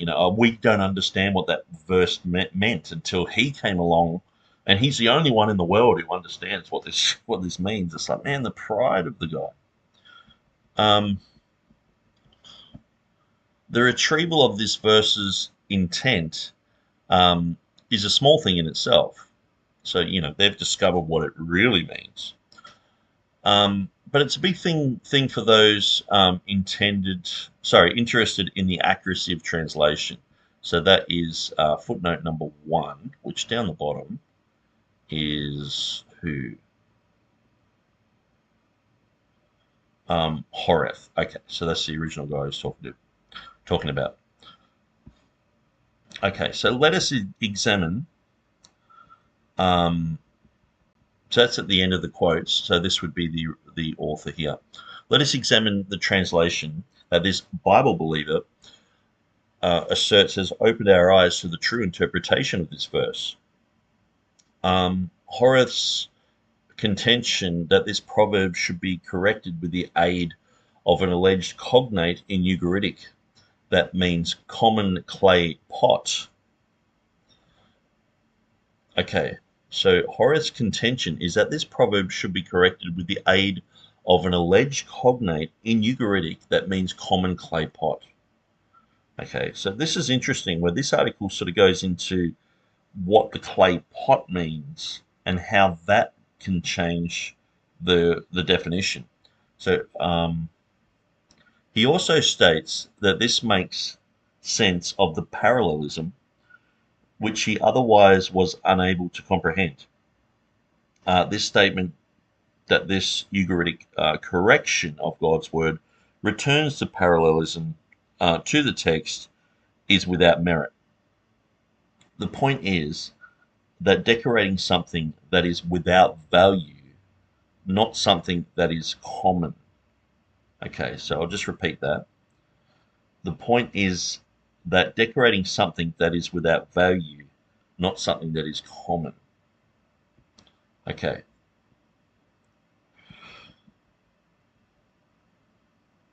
The purport of the proverb has never been lost on Bible-believing commentators throughout history. Only the modern Bible scoffer and apostate Christian has had difficulty understanding it. The point of the proverb is that putting silver dross, which is a decoration, on a broken piece of pottery is worthless. The price of pottery is good for nothing, and as are the mouths of the wicked, which produce nothing good. It is very much like having a Laodicean churchgoer who falsely claims to believe God's word while he is actually attacking it. Use archaeological data to defend it. It is better that someone more worthy and genuine defend it. Furthermore, the statement that the word was corrected by the Ugaritic is foolishness. My 1831 edition of Genesius's Hebrew Latin dictionary gives as its first definition of the Hebrew word in the verse meaning tester. Tester means any baked earthen vessel. It also refers to any piece of broken vessel, bone, tooth, and the like. This range of meaning was obviously available to the translators of the King James Bible, as well as to translators before and since the KJV, and long before anyone had ever heard of the city of Ugarit. They were perfectly aware that some believed that it could refer to a common pot, but context made it obvious that it did not. The other biblical examples make this more abundantly clear, as we can see by the above quoted verses. And he's got a second footnote there.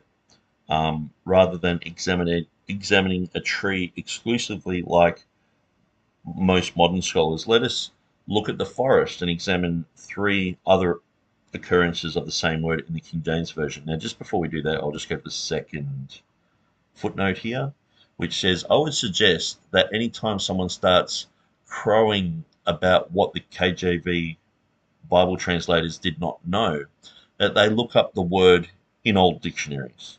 Quite frequently, this crowing is without foundation, and that's very true. Okay, so let's look at how else this was translated in the King James Version. So Job chapter 2, verse 8, and he took him a potsherd to scrape himself withal, and he sat down among the ashes. Job 41, verse 30, sharp stones are under him. He spreadeth sharp pointed things upon the mire. Psalm 22, verse 15, my strength is dried up like a potsherd, and my tongue cleaveth to my jaws, and thou hast brought me into the dust of death. Okay, so that's the KJV. Let's look at what Horeth's suggestion it does to these verses. So Job 2, verse 8. I'll just make this a tiny bit smaller so I can maybe get both of the readings into the screen. Here we go. Job 2, verse 8.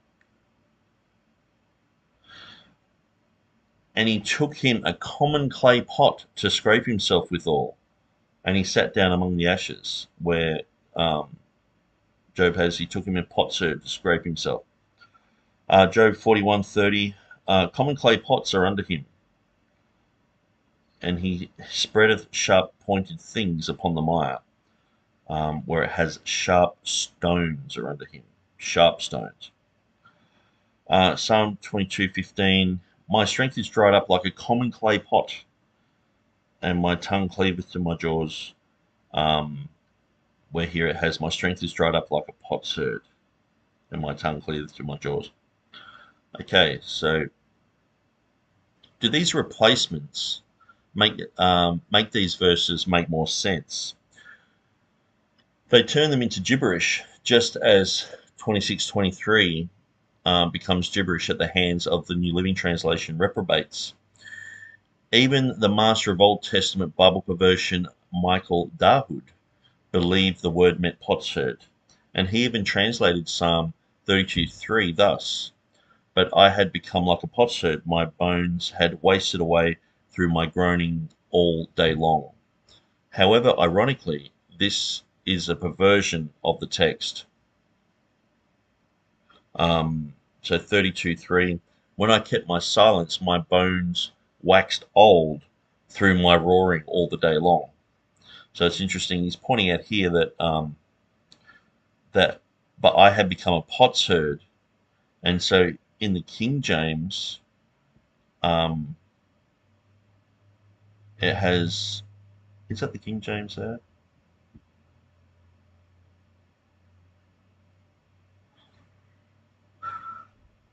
Okay, here we go. Yeah, so that is the King James reading. When I kept my silence, my bones waxed old through my roaring all the day long. So he's changed it to, but I had become like a potsherd.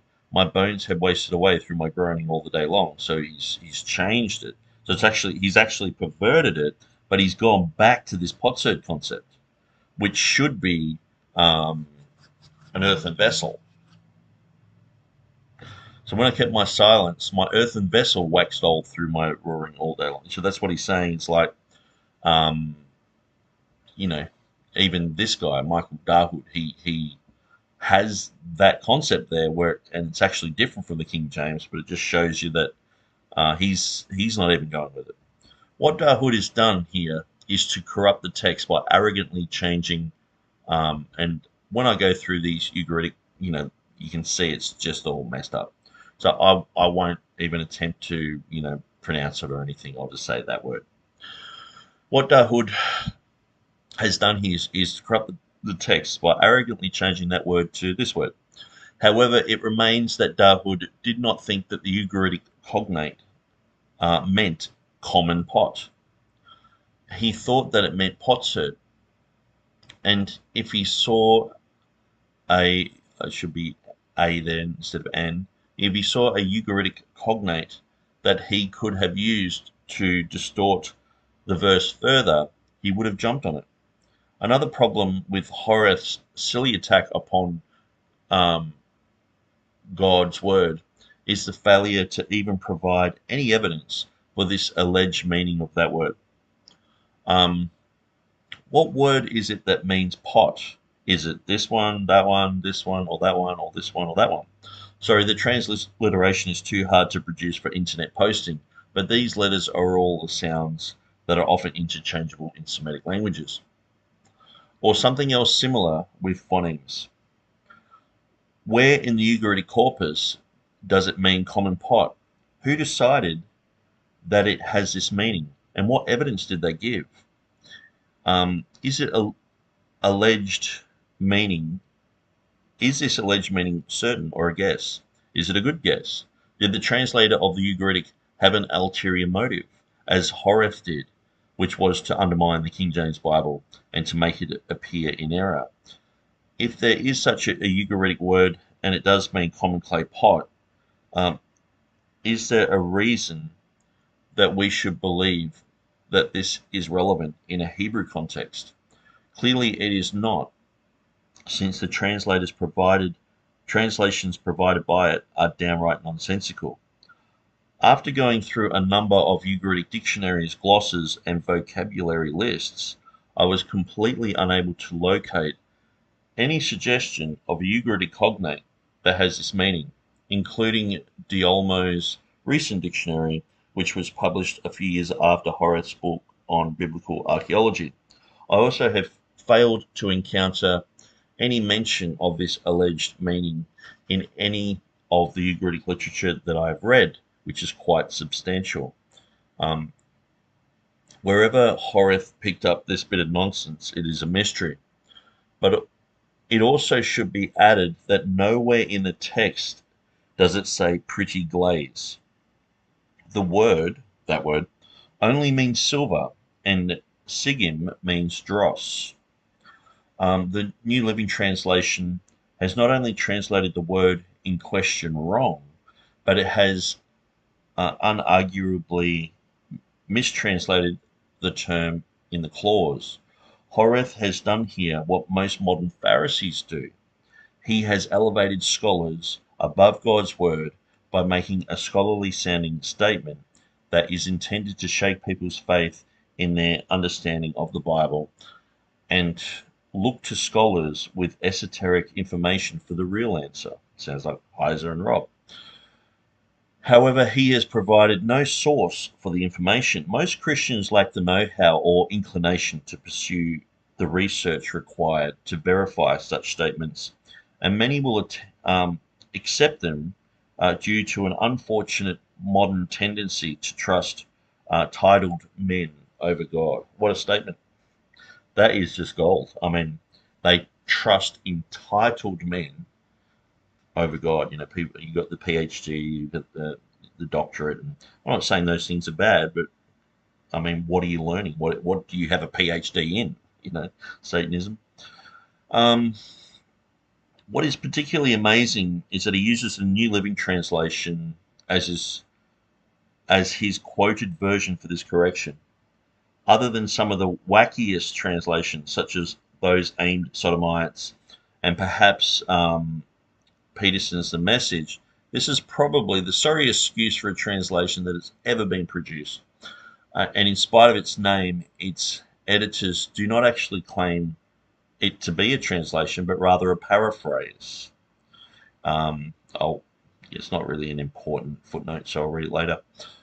It is astounding that anyone with any qualifications as an archaeologist or a philologist or a minimalist or a maximalist, even a fake maximalist, would accept the New Living Translation as a serious translation. Unfortunately, this type of work is typical of the majority of archaeologists that claim to be maximalists. That is, professed Bible-believing archaeologists. They make the claim that they believe the Bible and support it. But when you look at the route that they map out for the Exodus of Egypt, for instance, they invariably draw a route that goes completely around the Red Sea, which is saying that the Bible lied about the whole incident. Horeth, who did exactly that, is no more maximalist than Bernard Anderson, Gottwald, or any other academic Bible mocker, and he is less of a scholar. The argument over the word glaze has been presented by many. Oswald Loretz in Ugaritic und die Bible in German devoted more than 2 pages to disputing the translation of shellac, silver dross, although he is of the opinion that the translation should be just silber. He does argue against the modern confusion over this issue, changing it to glaze. The word in question, sigim, we are told means glaze in context, although no solid evidence is actually given. Gordon, in the glossary of his Ugaritic textbook, even has the arrogance to state that it should be amended to SPSG, which is alleged to mean white glaze in Ugaritic, and so it's got a footnote there, but I'll read that later. What is so dumbfounding about the argument is that it is completely obvious that the word refers to glaze, but the word is sigim. That is exactly what silver dross is used for. It is used for glaze. So this is an interesting thing that he's talking about. He's basically saying it means the same thing. These vain scholars are arguing about nothing. They seem to have the idea that silver dross is something of no value or use. Silver dross was used to decorate pottery and therefore was used as a glaze. The translation silver glaze is not a bad translation. Okay, so notice he's saying silver glaze, not silver dross here, okay? But it falls short of perfection. The KJV translation is perfect since it gives the precise rendering and assumes that the reader is intelligent enough to figure out for what it is used. If he is not, then he should ask someone who is. He should not change it. I could not translate oil and vinegar into the equivalent word for salad dressing in a target language. Sorry, I could translate oil and vinegar into the equivalent word for salad dressing in the target language. And that might be acceptable if I was working as an interpreter who needs to work fast. But when working as a translator, that would make me an inaccurate translator because it is not what the source language says. Salad dressing can be French, Russian, Thousand Island, blue cheese, Italian, or ranch, just to name a few. Oil and vinegar is a precise type. The great minds that were behind the KJV probably never imagined that anyone of reasonable intellect would have trouble with understanding such a simple verse. But human intellect has degenerated significantly since the 17th century. The metallurgical process that was probably involved is described in the International Standard Bible Encyclopedia. The silver that was used may have been obtained by smelting lead. Thank you. My wife just gave me a cup of coffee here, so I'm just going to grab that. Sorry about the interruption there, but it's a good interruption. The silver that was used may have been obtained by smelting lead sulfate ore, which is full of silver. The lead was then changed to lead oxide, which is a powder, and blown away. This process is still used by Syrian potters today, and it is the lead dross that is used as a glaze. The internet Bible scoffer by the name of Caliph offers an idiotic criticism of the same proverb. One example is found in Proverbs 26:23. The Hebrew text, that word and that word, is divided just as it is here. This has caused commentators quite a bit of confusion over the centuries. For what does silver lips mean? The discovery of the Ugaritic text has helped us to understand the word was divided incorrectly by the Hebrew scribe, who was as unfamiliar as we are with the words we are supposed to mean. Instead of the two words above, the Ugaritic text leads us to divide the two words as those words, which mean like silver. This makes eminently more sense in context than the word mistakenly divided by the Hebrew scribe, who was unfamiliar with the second word, so he divided it into two words which he did not know, even though it made no sense. Okay, that's a pretty weird type of comment. The problem is that Caliph is not even using a valid translation on which to base his criticism. Nowhere are silver lips mentioned here or anywhere else in the entire Bible. Either this incompetent critic is using a version that has completely botched this verse, or perhaps he is conflating the two segments of the proverb. In either case, he is arguing about a straw man. Furthermore, he does not even cite the text that he has given us in this deep insight that escaped the attention of less competent Masoretes, the King James translators, and scores of other translators through the ages. Finally, the phrase, that word, is not Hebrew, it is Ugaritic, so it has nothing to do with the Old Testament. But if it were Hebrew, it would still not mean like silver, it would mean like glaze. Finally, the translation of smooth lips and the like, as presented by Horace, New Living Translation example, is that of many Ugariticists, and that of many Ugariticists was pulled out of thin air. It exists nowhere in the real world. It's based on the Septuagint translation, and that is Latinized, so it's hard to read, which Rudolf Kittel, a dedicated Nazi during the era of Hitler, I've got a video about him in my YouTube channel, assumed to have been derived from an underlying that word, ignoring the actual text and altering it based upon the opinion of a Nazi's view of the counterfeit Greek Old Testament of the self-castrated heretic origin is not only an act of incompetence but one of deceit. And so there's a little bit of, we've got this Nazi guy. So Rudolf Kittel, I think that was actually Kittel's father. They used to get quite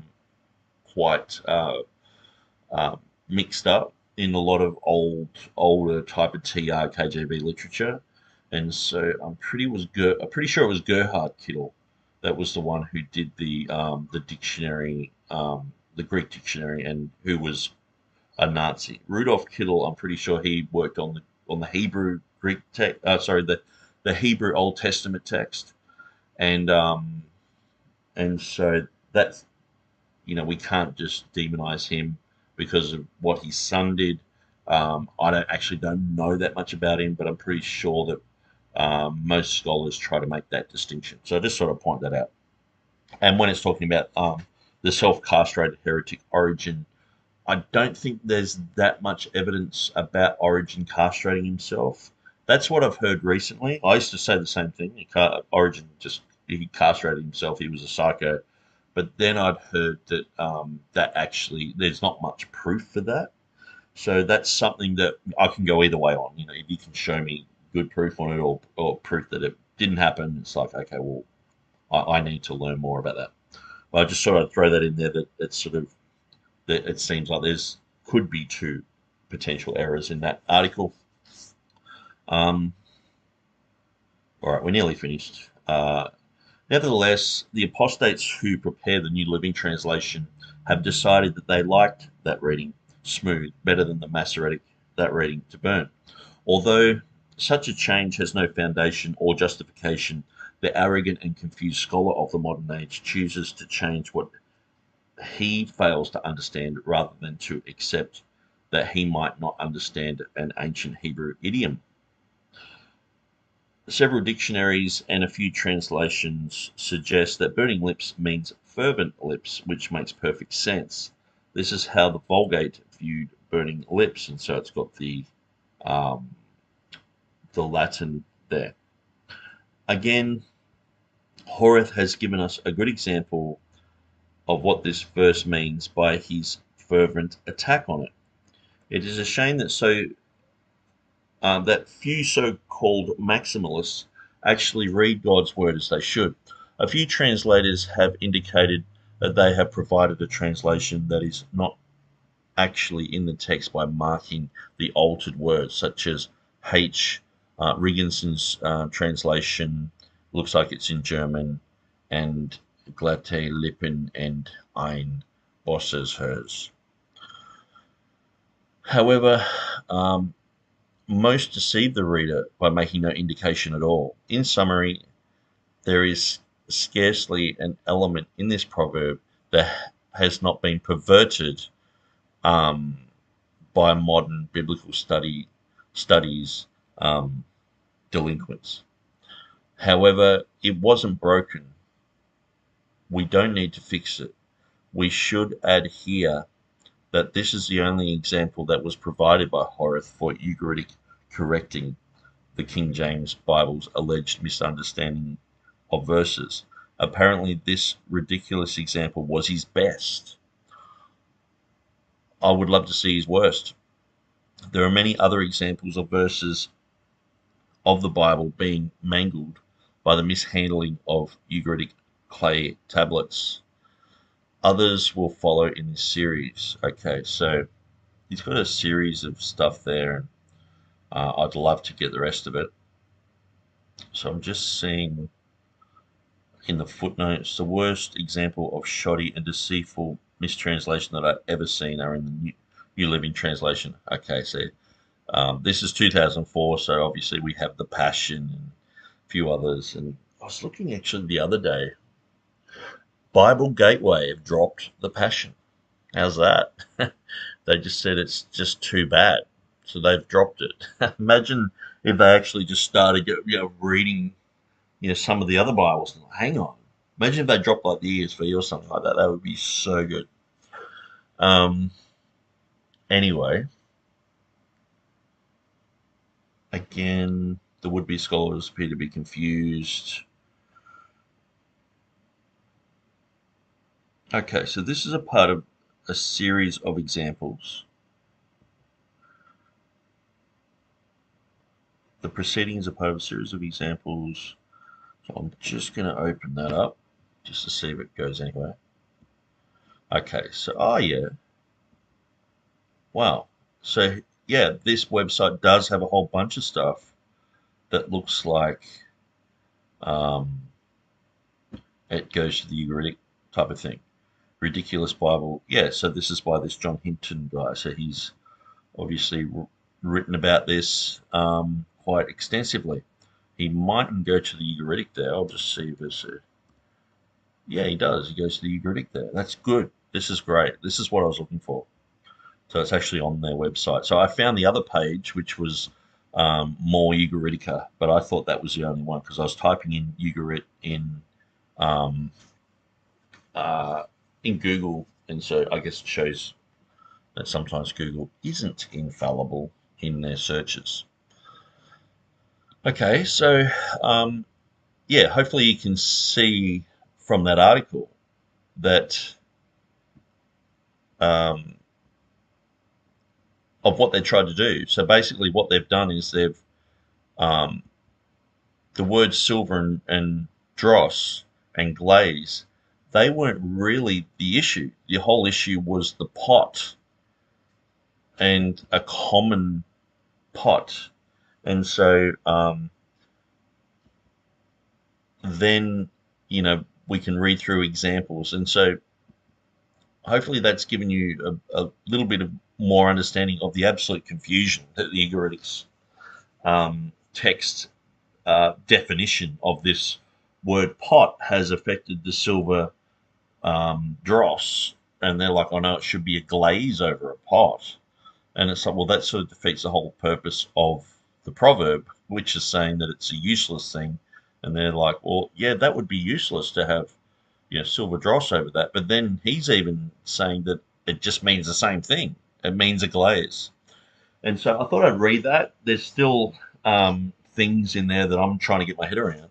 But it's a very well written article. Sorry, it was a bit jumpy. For its day, 2004, this is great. This is really good information, and this is exactly the sort of thing that I was hoping to find the other day. But I'm going to continually put more and more information about this onto my website. So the more I've got, the foundation of what the Bibles are actually saying and which was the first Bible to actually change that. And then he's got quite a few names written there as well and a few quotes. So I'll grab those and put them in as like, okay, this guy first said this, and then this other guy said that. He's got some anonymous guy off the internet who says something about silver lips, and it's like that's not really worth commenting on. Notice James White does that quite a fair bit. He'll just find some random guy on Twitter and just make half of his show about him. And but sometimes it's just not really worth it. There's no one else saying that. It's just some one guy. But yeah, I'll go through all that and I'll continually build this page there. So I'm just going to check and see if anyone's chatting.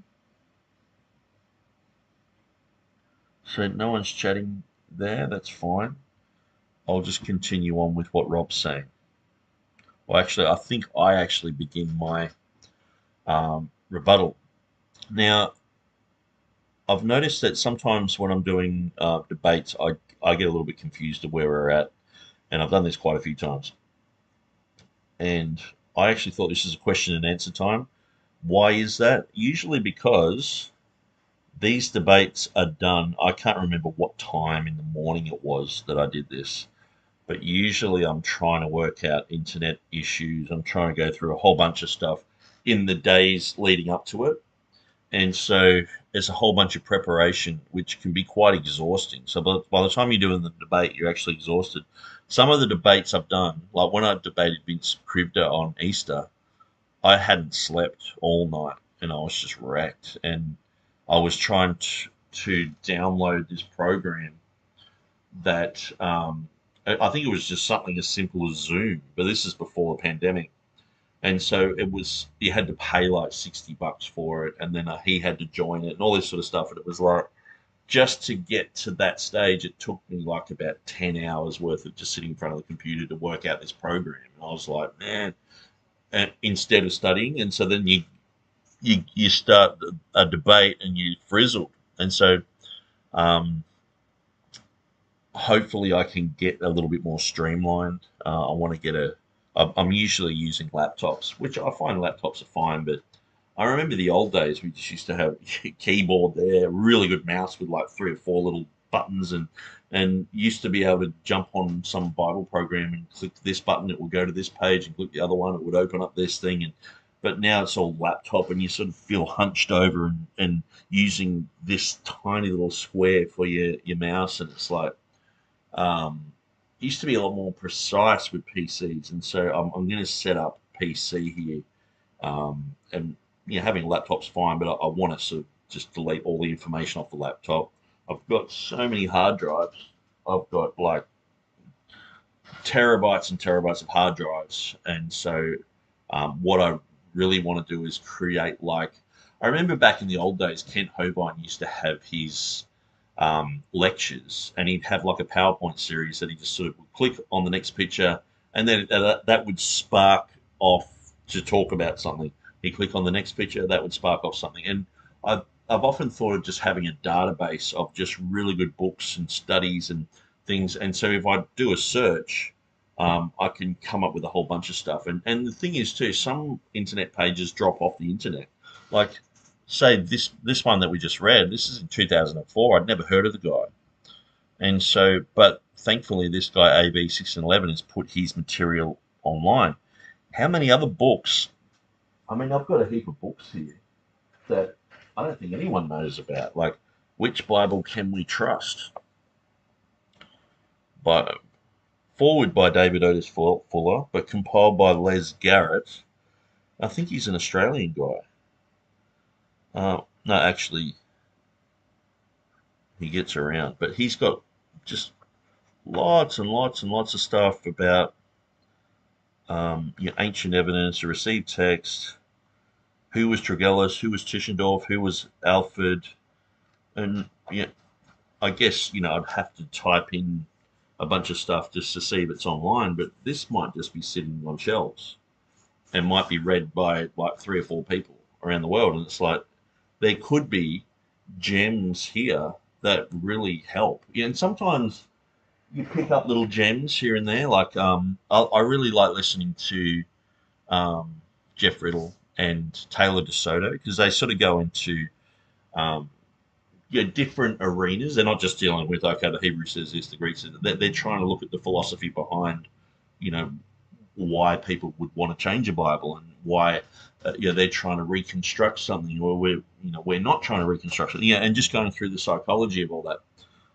And sometimes there can be little gems, and even the book that I was reading by Scott Jones that you can get off Amazon pretty cheap, which is, I think it's called Evolutionism and Modern Bible Translations by Scott Jones. I highly recommend it.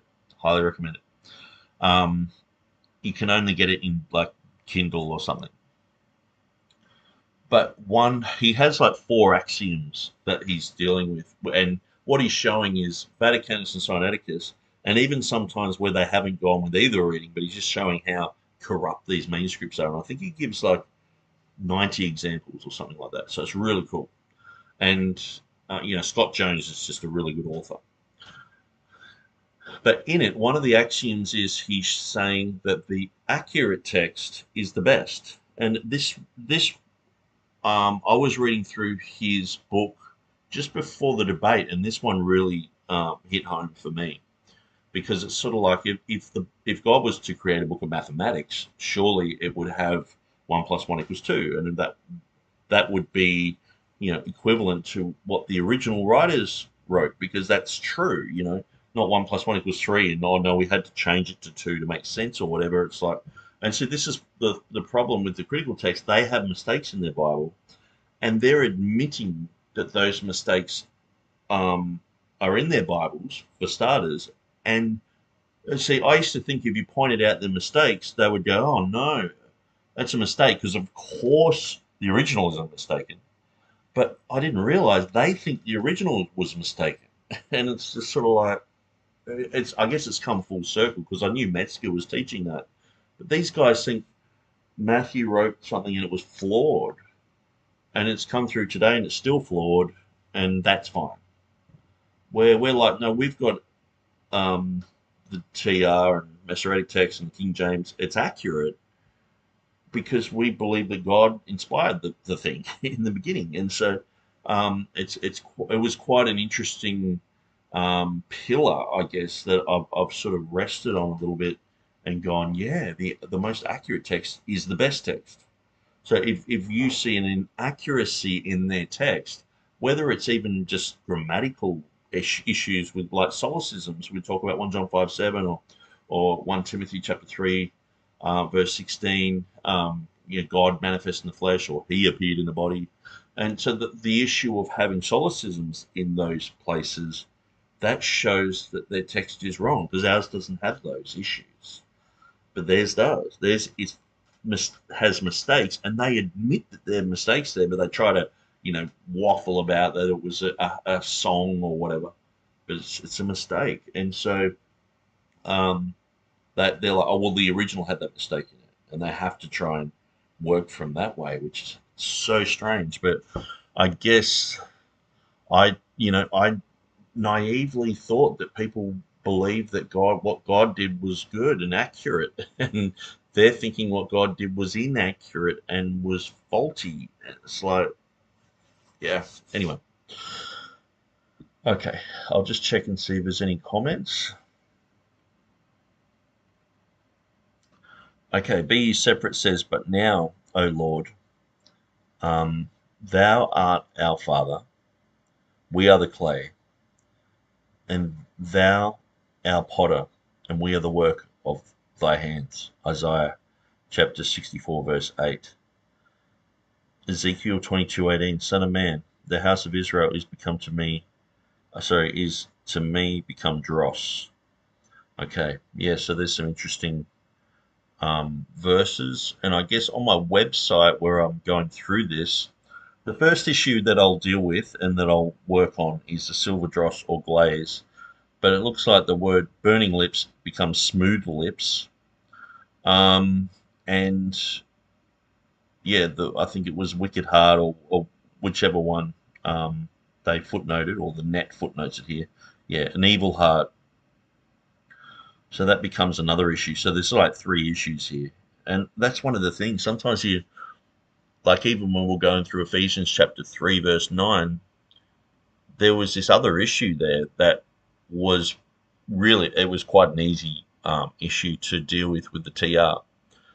And, but it's like, man, I could make these pages just absolutely huge. And that, like say on this, going through the silver glaze thing, that's going to make this page huge. But then dealing with the silver lips or whatever they said, or the those other issues, that's going to take up a lot more room. And so it's like, just one verse, just one proverb, three issues. It's ridiculous. And this is the problem.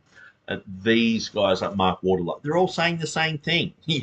All Bibles are good. They're all correct. And I guess he would probably agree with this King James guy with the silver dross means glaze or whatever. But that's not what scholars are saying. They're saying glaze is, the traditional reading of silver gloss never did make much sense because of this parallel idea that deals with hypocrisy, fervent lips with an evil heart. But silver dross could not be used over earthenware. Instead, it is discarded. And so that, that's Mark Ward is not in agreement with Dan Wallace. So, Dan Wallace, he's a good guy, read his stuff. And it's like, okay, read his stuff, but that disagrees with Mark Ward. So these guys don't agree with each other. Their Bibles don't agree with each other. It's just this absolute mess. And so, and you can see just in this one verse, trying to get through the weeds of it all. And it goes back to a Ugaritic thing. It's like, it may as well come from Mars, overriding the Hebrew. A Ugaritic definition. Imagine if we're like, the King James overrides the Hebrew. Be King James only, Ruckman, Blue Alien Blood, Gail Ripplinger, Sam Gipp. All right, so I'll let myself go through my rebuttal. Yeah, so what I was explaining was, so I actually thought I was doing question answers here for some reason. For 10 minutes, I'll do the same thing. I'll give you. I guess in a way, there's a lot of pressure when you're doing these things. Oops. What did I just press? I went back to the beginning. That became this myth. Oh, see, or in Hebrew means fire or light. And so that it became this faulty myth that, and in fact, Jerome indicates the deity of Jesus. I can go to a Jehovah's Witness because the Jehovah's Witness Bible has Jehovah there. I can say, hey, Jesus is Jehovah. Whereas All right. Perfect timing. Perfect timing to the both of you. I appreciate that, Rob and Nick. That concludes the 15-minute opening statements. Thank you to both Nick and Rob for your opening statements, both clear and concise. We are now moving into the 10-minute rebuttal portion of the debate. Nick, so we are going to hand it over to you for 10 minutes. I'll do the same thing. I'll give you a 1-minute warning. That way, you know, to kind of start winding things down. So Nick, whenever you're ready on your first word, I'll start your timer. Just make sure you unmute yourself, Nick, when you're ready to speak. It's always good to teach people how to unmute yourself because and warn them that you're going to have to do that, because it's like, yeah, just unmute yourself. It's like, okay, well, I'll shut down the page that's there just before I'm going to speak. And then, yeah, so I'm not having a big shot at Donnie, but I'm just sort of saying it's like this is what happens in these debates. It's like, he's like, yeah, just unmute yourself there. I'm like, okay, I'll shut down that page. Where was his one? I've opened that up, and then I'm looking for the mute button. It's like, where is that? You know? And then he goes, oh, don't worry, I've done it. And then you're like, okay, well, let's start. And that's the start of your thing. So, and when you're doing this quite regularly, you get used to it. It's like, you know, we used to have lots of bands in our old church, and one of the things was, I was talking to a guy who was quite popular and really charismatic on stage and everything. And I said, how did you get like this? And he said, man, I used to get up there and just do, like, just sort of quiver and shake and, you know, be in the mic and talking really weird, and people wouldn't clap and, you know, do a song and it was lousy. And he said, but I knew where I wanted to get to. But it was like getting there was, so basically every time they had a visiting pastor or a revival or, you know, a conference, he just said to the pastor, every time we do this, I want to get up there on stage and do something that'll make me more confident. And so I applied that too. So every time we had, you know, a visiting person, or I would do songs, and you know, I've been a muso for years, and I've sort of dropped off all that in the last, say, 4 or 5 years. But that would give me the confidence to, if we were anywhere, I'll just jump up on stage and do something. And it's like when you're street preaching. If you just regularly street preach, you'll get very good at it. It's like the whole adage of, if you want to be a good basketballer, carry your basketball around with you from when you're a little kid. Bounce it all the way to school and all the way back when you walk into school. Just have it in your hand all the time, watching TV. Have it in your hand. You're spinning your basketball. You've always got it in your hand. It becomes part of you. When people talk about, you know, becoming a really good expert guitarist, I just say just have it with you all the time. Anytime you're sitting there just watching a movie, you don't need to plug it in. You don't need, you know, you can just sit there going while you're watching Batman or whatever you're doing, you know. And so you can become an expert in that. And so with this, what I really want to do is, and some of this is why I do this channel, because I want to constantly talk about text issues. I want to constantly talk about the Bible, Textus Receptus, and just get to the point where if someone asks me a question about, you know, what did Scrivener think about this verse, I can give them an answer, or I can point them in the right direction. And so I can be a blessing to the church so I can help people to get away from the doubt that's there. Because when you look at it, there are whole ministries, like Answers in Genesis, there's a whole ministry there for the doubt that's produced just about evolutionism and the whole concept of creation. But there isn't really anything for the text, for the correct text. And I believe our issue is way more important. And I understand that's important, but I believe that that's actually based upon our issue, because it comes down to, what about, should we go to the Septuagint, or should we go here, or should we go to the Westcott and Hort text, or, does it really read this? And we know that a lot of these text critic guys, they don't believe in creationism. They don't believe in a literal hell. They don't believe in these things. And so they're twisting words and putting them in Bibles so that people can believe this rubbish. And so, I believe what I'm doing is sort of setting myself up as a bit of a guru type, like a Ken Ham sort of thing. And I've never really liked the personality of Ken Ham. I guess I don't know that much about him. His written material in the early days really helped me to get out of the evolution stuff when I first became saved, like Creation Magazine. And because he's Australian, that was huge here. And I really enjoy the whole concept of having the Noah's Ark thing, because it used to be like, why doesn't someone build this thing and show how big it is? Because it used to be like, oh, Noah's Ark's this tiny little thing. And that concept in the last 10 years has just gone. People are like, oh, Noah's Ark is a huge thing that can fit all the animals. It's just answered those things. And so, mate, kudos to him. And I guess in a way he doesn't really have a charismatic type of way of speaking. Even for an Australian, he's a little bit dorky, in a sense, with the one beard thing and the no mustache. It's like, that's really hick here in Australia. It's like when you see people like that, it's like, he's a Farmer Joe sort of thing. It's like a hillbilly sort of thing to do. But I take my hat, like, in a way, I only know, out of his whole ministry, I only know like probably 5% of it. And from what I've seen, it's like, I'd take my hat off to him and say that's really good. Personality-wise, that shouldn't really even matter. But at the end of the day, like say someone like Kent Hovind, he's way more charismatic in the way he talks. I guess in a way it would have been really good if Ken Ham, Kent Hovind, Jonathan Safadi sort of amalgamated. But I guess it was the King James issue, probably. They kept them separate.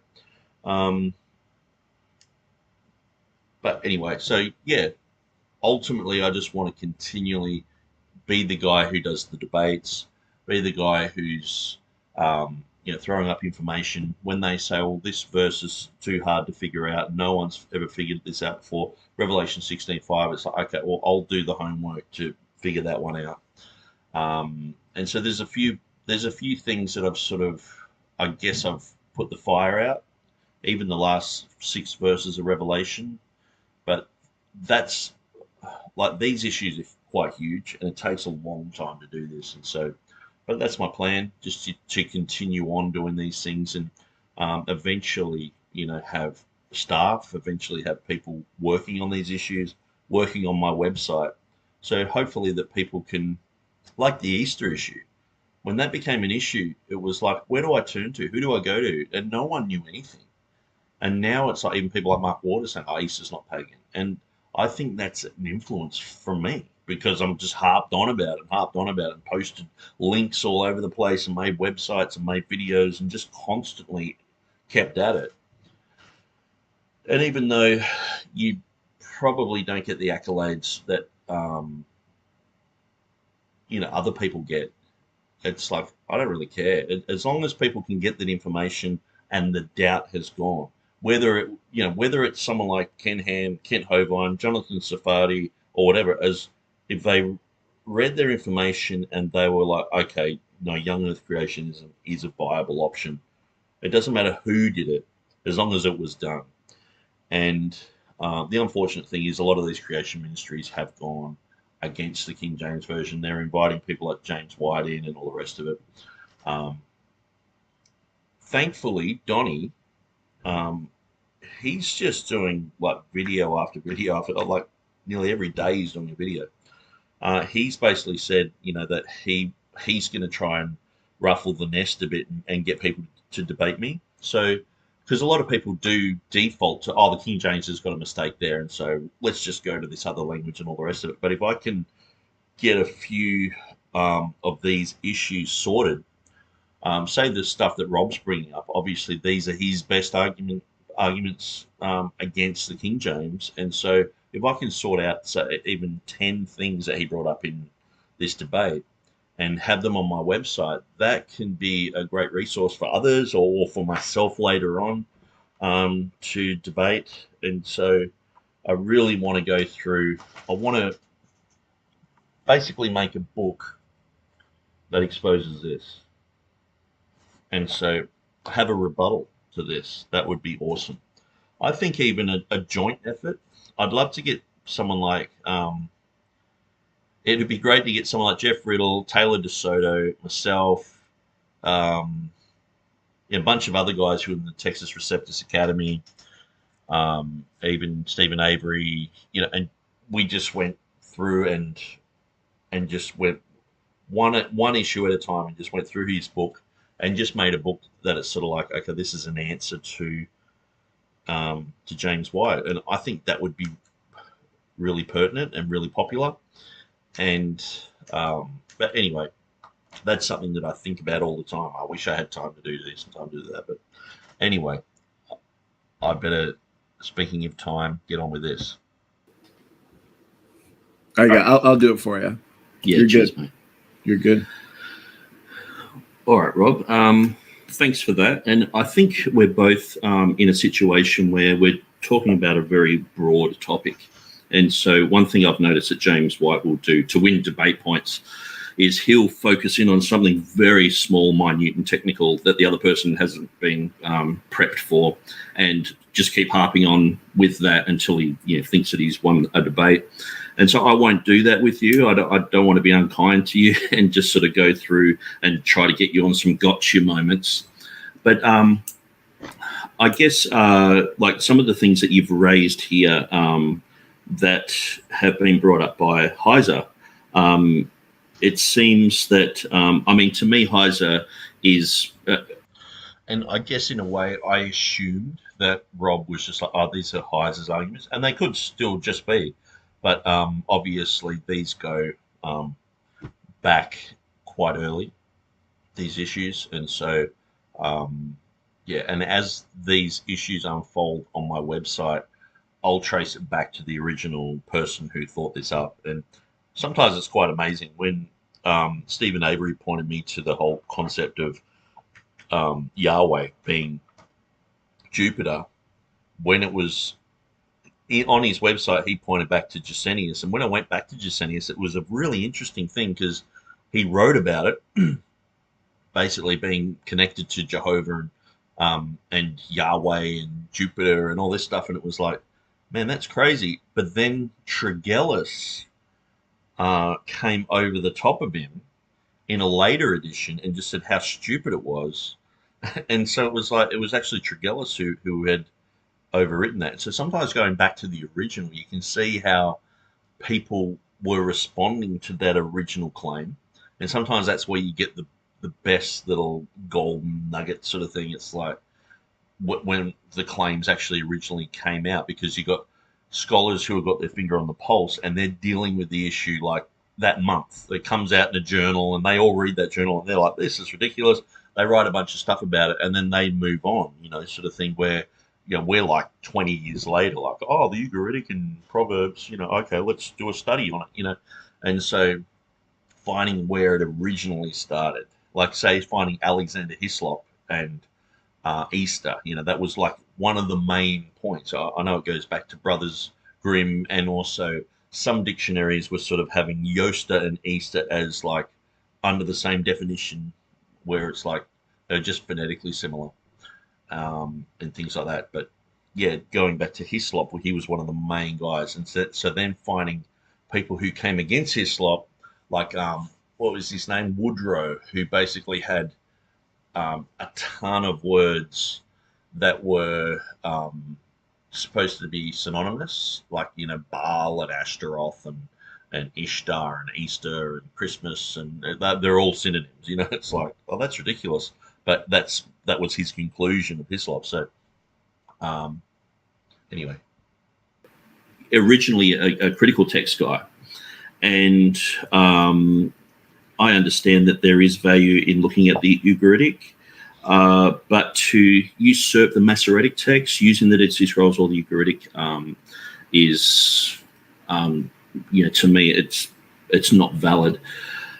So I would just ask you, so in these particular places, how do you know for certain that the Ugaritic or the Dead Sea Scrolls or, the Samaritan Pentateuch or the Targums, which one, how do you know which one to go to when you're usurping the Masoretic text? So I've asked a question there thinking that it's question answer time. I don't know why. I think I listened to a debate with Rob and they went straight into question answer time after the opening statements. So anyway, it was a little bit embarrassing. It was like, oh, okay. But it was it was still valid. It's like, who do you go to? And why do you not go to the Septuagint in the verse before or the verse after? And how do you know? And that's what I was saying about the whole art thing. It's just an artist's impression. It's like, well, I'm going to choose this thing. I'm going to choose, or that fits in with what scholars are saying today. So we'll just squeeze that little reading in here and there. And when I say it's an art, I guess I'm coming against the concept of it being a science, a true science. It's an art. Like, I guess the artwork that they find a bit of bone here and there, and they make a National Geographic, picture type of ape who's, the primate who's we're related to apparently, and smiling there, and it's so strange when you go to a museum and it's full of evolutionary concepts, and you see all these, half gorilla, half people, and it's like, so how did you get that? And you look it up on your phone, and it's like, oh, they found like a leg, but they've made this whole thing that's smiling at me, it looks an intelligent gorilla, and it's like, and that's the art, and there's deception behind it, but that's, they've taken artistic license, and that's the thing with a lot of text criticism. It's artistic license. Actually, this is a rebuttal, isn't it? It's not question answer. Yeah, this is a rebuttal. Okay. Yeah. That made it really lousy. Okay, so... That's all right, mate. Let's look at...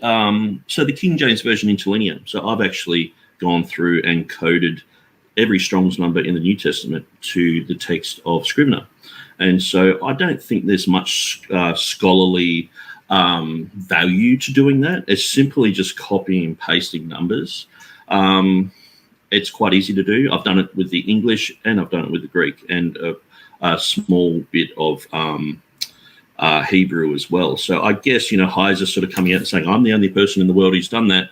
I think Spiros Zodhiates had done that. I mean, even if I look at my interlinear here, Jay Green, he's got, back before computers, he actually printed out every number and put it above every Hebrew and Greek word and wrote an interlinear translation of it underneath. And so I think it's good to do those sort of things, but it doesn't make you an expert. It doesn't make you... And the more I think about it, Heiser's using this to promote himself. It's a bit like, say, Dan Wallace, like apparently he did his doctorate on the definite article, which, nearly every third Greek word has a definite article there. So he has gone through and done that. But it's almost like he's done that he's run that marathon. So at the end of the marathon, he's like, okay, I not only get my PhD, but I get the award for doing the hardest job ever, And so coding numbers to Hebrew, to the Hebrew and to the English. So, that's been done on my website to the Greek and to the English. So obviously it's only a quarter of what Heiser did in the Old Testament with the Hebrew. But I actually did some of that this morning. I'll just quickly show you. So when I go to the Proverbs one, you can see up here, it's coded now. So 03701. And so that's, none of these are written. So there's got that one there is written, that one there, and that one there. So if I click on, say, that one, 05921, all, and so it goes to that definition of it. And so that's where I've got to put in all those definitions and things like that. And oftentimes this is just a base as well. And so I'll grow on that and put in everywhere this appears, because it appears apparently 48 times. And so yeah, so that's coded. And obviously, TR issues are usually New Testament issues. So going to the Old Testament, that's why I haven't done all of those things. But how much did I learn about the language in coding that? Did I have to know Hebrew to code that? I didn't have to know one word of Hebrew. These are just, they've got a certain pattern to them. And so you can easily go to somewhere like Bible Hub, copy that, and then look at how they've put it. And so one of the things is, Heiser's like, okay, I work for Logos and I've coded that. But I remember your online Bible. Let's just have a quick look at that. I think I went through this last time. But it just, the more and more I think about it, the less I'm convinced that Heiser should be saying that this is he's a scholar because he's done this. It's like, so when you look at the online Bible, so they've got burning lips and da-da-da, and so the English is coded. So easily, so you've got nearly all your work done there in English. And it's not hard to just go, okay, let's code that word to this, let's code that word to that. And he said he did it in the King James. And like I was pointing out in the Interlinear Bible of Green, now Green has put the numbers on top of the Hebrew, and he's got the interlinear underneath each word of how he defines it, and then he's got his own translation there, and then he's got the King James. And so and he's coding it all. Yeah, obviously this is all coded to Strong's numbers, which that would take ages, and it's going through. But the thing is, this is available to Heiser. I mean, he could have just been, oh, that word is 6630. Okay, that word is you don't even have to be reading the Hebrew to do that. And then when you look at someone like, say, Spiros Sod Hyades, my English interlinear, which is coded to the Strongs, is in Pakistan at the moment because the translators are using that. And because eventually we want to make our own Strongs type of thing and code every letter to the Greek. And so, but at the end of the day, it would just have the English with the Strong's numbers above it, a bit like what we're looking at here. And how hard is it to copy that? And let's just have a quick look and see if there's a Hebrew Bible here. Yeah, there's no other Bible to display. So I've only just uploaded this just to sort of get the Strong's numbers. Where I used to have, like, I think it was you press 9 or something, Control 9, maybe F9. I bet not. It'll probably turn the whole live stream off or something. But yeah, you used to be able to get the Hebrew on there, and so, but you can just do that on Bible Hub. That's where I copied that from this morning. And so, but that's where I guess I'll have to go to the Masoretic text here and just double check that, and also look at what Jay Green and how he's translated that. And so, yeah, but I just don't see that there's this huge value to doing that. It's like coding. If you can do code, and I think I explained this in my last video, but it's like ASP coding or PHP coding. Once you sort of learn the basics of it, it's not difficult. And I don't think Heiser would have been, looking at a Hebrew word and going, wonder what that is, and then looking up the Strongs, and then looking up this and that, looking up other dictionaries and going, wow, that's what this means. He would have just basically already gotten something that's coded and just double checked it all the way through. And maybe there was a few bits here and there, a few numbers here and there, or sometimes, like say here, when it has the little dash there and there, that actually combines those two together, those two words, at times. But in Bible Hub, they were separated words. And so, do I have to know Hebrew to do that and to code it? Let's look at when I edit a page like this, this is how I did it. So I actually put the Hebrew in big. So it makes it bigger because the Hebrew is quite small. When you look at it, it's really hard to read, especially the dots. And it's the same with Urdu. Like looking at a page or something in Urdu, it's like, is that a little, bit of dirt on my screen or whatever? So yeah, you just put the number there, and then you put the Hebrew word there. And obviously in Hebrew, it's all right to left. So that's the first word. Kalef, I think it is.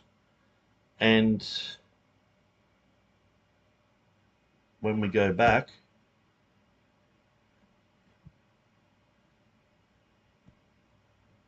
there it is there. It appears first.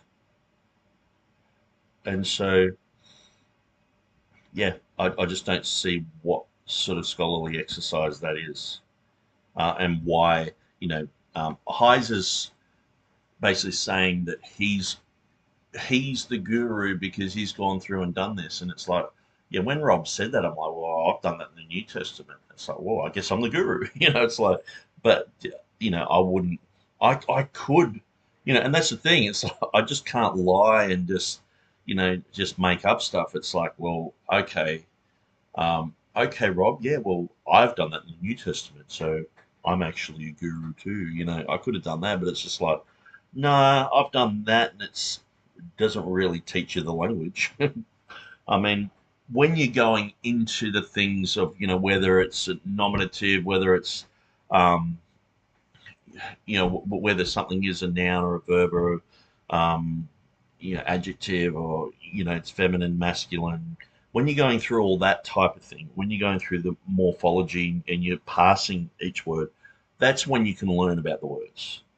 And so, but say Spiros Sodhiades in his English interlinear, he has, the numbers of Strong's, and then he has basically what Bible Hub has, a noun, a nominative, it's masculine, it's feminine, it's singular, it's this, he has all that there already. So it's already, the Bible's already been done, like what before the internet's been popular, before Bible software. A lot of this stuff has been actually done. And so I just don't see the value of Michael Heiser sort of rehashing it and going, hey, I'm the smartest guy on the planet. Fluent in a language.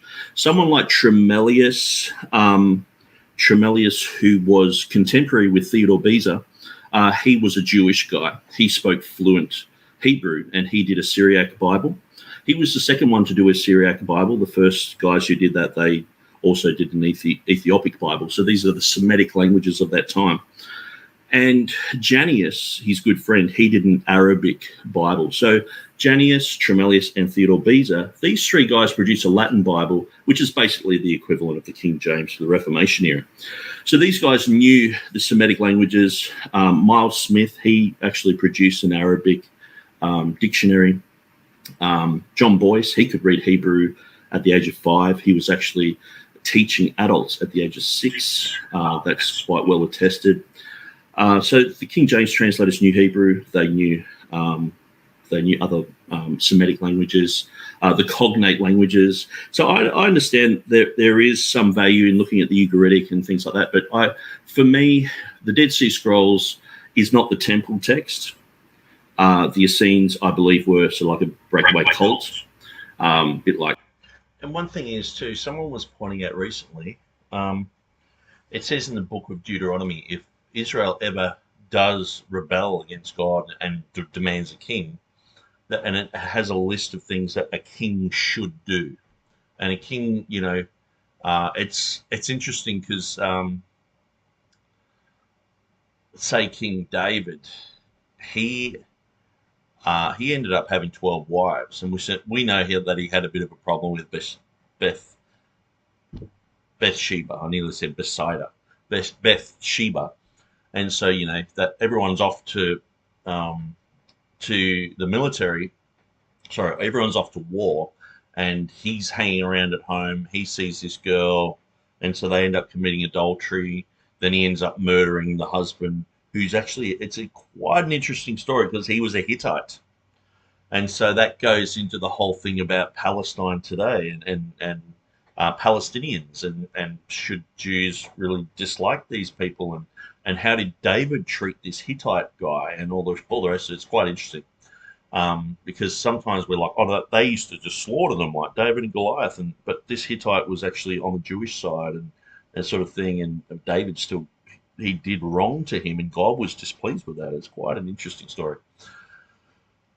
But the whole thing about David having 12 wives is, see, David, he went in the list in the Torah about what kings should do. It actually says that you should not amass to yourself chariots and horses. So in one of the Psalms it says, some trust in horses, some trust in chariots, but we will trust in the name of our God. So in other words, it's sort of like saying we won't have a standing army. We will just trust God. That's how much trust we have in God. We can just, not have a whole bunch of horses, not have a whole bunch of chariots. We trust in God. But in the Torah, in the verse before that, it says a king should only have one wife. So David knew that section well enough to sing it, turn it into a psalm. But he's sort of ignoring the section before because he's got a problem there. You know what I mean? And it's funny when people seem to have a problem in an area, they'll just avoid it. That's like people who, like, say, when you look at Ravi Zachariah, he just don't talk about the Roman Catholic Church and problems there and all that. It's because when certain amount of funding comes from certain directions, you're not going to say things, and when you've compromised in that area, it's like you just hope that when you bring it up, people don't realize, or don't look at your face, and you sort of, your eyes go in that direction, and you're lying and all the rest of it. And so David had an issue with this, and so he didn't bring up you should have one wife.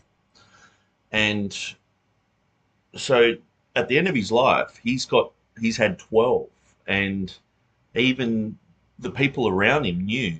They were like, well, we want to keep King David warm, and so they got him this young girl and put her in the bed with David. And even though they didn't know each other in a sense, it's like the people around David sort of know that that's what he's into enough to go, okay, here, David. And he's not refusing it. He's like, yeah, come in, And so it's quite interesting to see that David, he had that issue. So he would talk about, the chariots and all the rest of it, but he won't talk about this other thing. It's just above it, and he knew about it. But he's broken that, and look at all the problems that came from that. Just you had but God through it all worked. He worked through all that. But even you look at Solomon. Solomon was from Bathsheba, and came through that through the mother, and because they eventually were together after Uriah had been murdered. But then you look at Solomon, and he ended up, having 300 wives and 700 concubines, and someone had likened that to pornography, in a sense where, nowadays people can just click on images, and you all day you can just click on images and see things in front of you, and see 500 women in an hour, sort of thing. And this was like Solomon. He just, wherever he went, he was. I know there was the whole thing of alliances, and some of these tribes and things like that, the Hittites or whatever, that they would marry into Solomon's family, so there could be these alliances and things like that. But Solomon knew the word of God too, and trusting in horses and chariots, but also having one wife. And so that's when we go through the Old Testament and we're looking at these things. It's like you can see the disobedience of the kings, and you also see the father's compromise. He had 12, and then the son. It's like he's got 300 and 700 concubines. It's like he's got 1,000 girls around him. That's insane. And so, that's quite an interesting thing. So I'm just going to back it up here a little bit because I've gone quite off topic. These three guys produce a Latin Bible, which is basically the equivalent of the King James for the Reformation era. So these guys knew the Semitic languages. Miles Smith, he actually produced an Arabic dictionary. John Boyce, he could read Hebrew at the age of 5. He was actually teaching adults at the age of 6. That's quite well attested. So the King James translators knew Hebrew. They knew other Semitic languages, the cognate languages. So I understand there is some value in looking at the Ugaritic and things like that. But for me, the Dead Sea Scrolls is not the temple text. The Essenes, I believe, were sort of like a breakaway cult, a bit like we would look at the Mormons or something like that. Yes, they might have a few things that are orthodox. They might have a few documents that you can go, yeah, well, I can read that and believe that, but a lot of it isn't orthodox. When we look at the Ugaritic, it's talking about a completely different culture. So these guys are going to Ugaritic. They're going to other things. So the reason I brought up actually why David was, he's talking about some trust in horses and chariots and things like that. One of the things is in the Torah, it says if you ever have a king, you're supposed to write out the Bible. A king has to make their own copy of the Torah and of the scriptures. And so some people have thought that, you got the temple text, and this was actually in a video recently about Jehovah versus Yahweh, I think. And they were talking about how some of the unpointed texts could be because people are just copying from the original text that's in the temple, but they're just writing their own version of it. And so that could be some of the reason why there's certain manuscripts with no pointing and some manuscripts that have pointing. I've heard other people say that there are certain letters that became pointing. So you might have an aleph, you might have a yod, and this was a trigger for later Masoretes to go, okay, that yod is actually the vowel pointing and things like that. It's an interesting topic, the vowel pointing, and so it's something I've got to really look into. Albert Hend would probably be one of the best guys to talk to about it because he's living in Jerusalem. He's working on Hebrew topics. He's a scholar for the Trinitarian Bible Society, so he's on our side, and he would be an interesting guy to really get into. There are some similarities in language, and like I was saying earlier to you before the debate, my friend, fluent in Hebrew, I was talking to him yesterday, and he was reading some of the Ugaritic, and obviously not the actual cuneiform style text.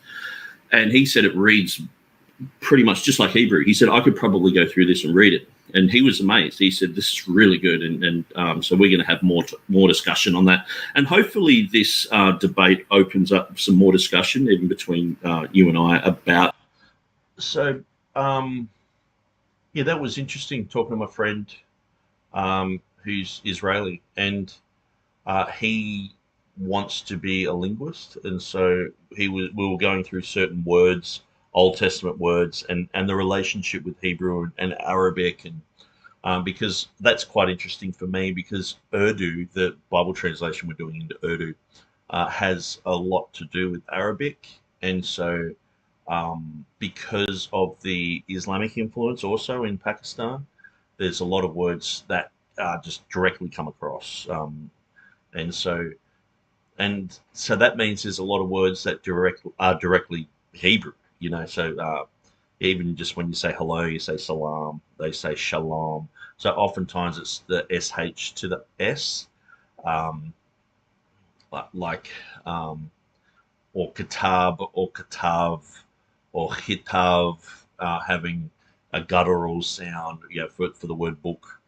Um, and different endings on the Hebrew. So yeah, he was a very interesting guy to talk to about Hebrew. So he was the one, and this is before I was even going to debate Rob. He was telling me about the word Baal actually just means like a farm.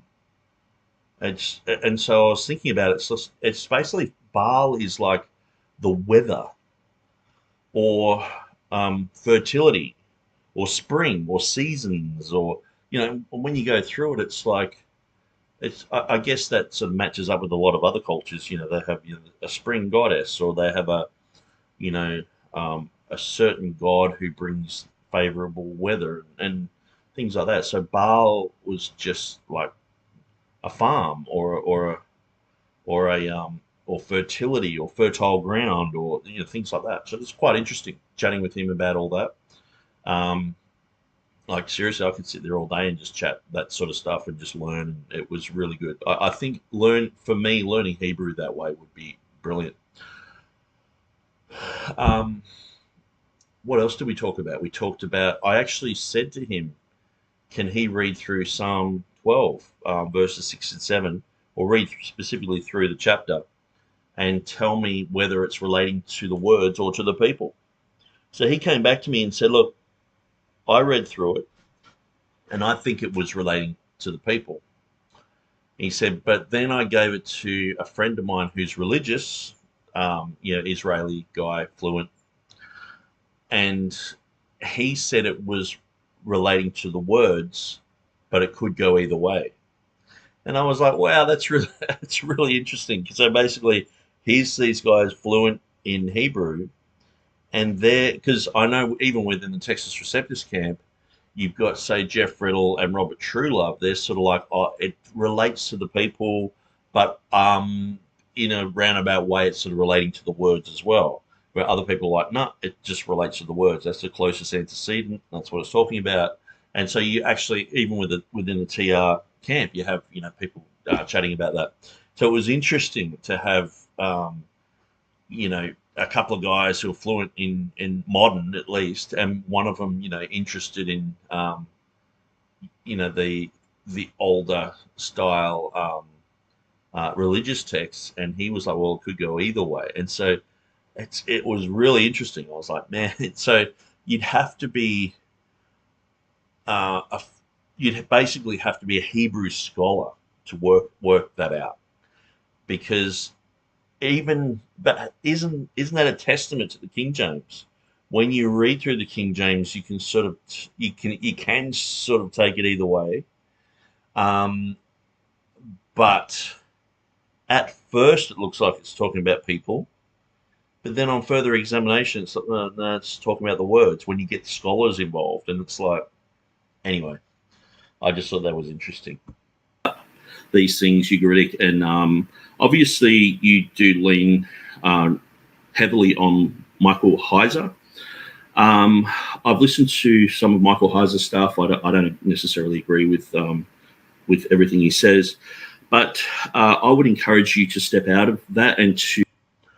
The Michael Heiser stuff is toxic. Like, at this time, I didn't know much about it. People have been putting videos like on my timeline on Facebook, and basically Michael Heiser sort of comes out of the UFO sort of type of groups, and he's like, oh, they're aliens, but people are seeing these things. They're real, but they're demons, Um, and then he's got he's redefined the Bible so much. He's just like, I believe in evolution.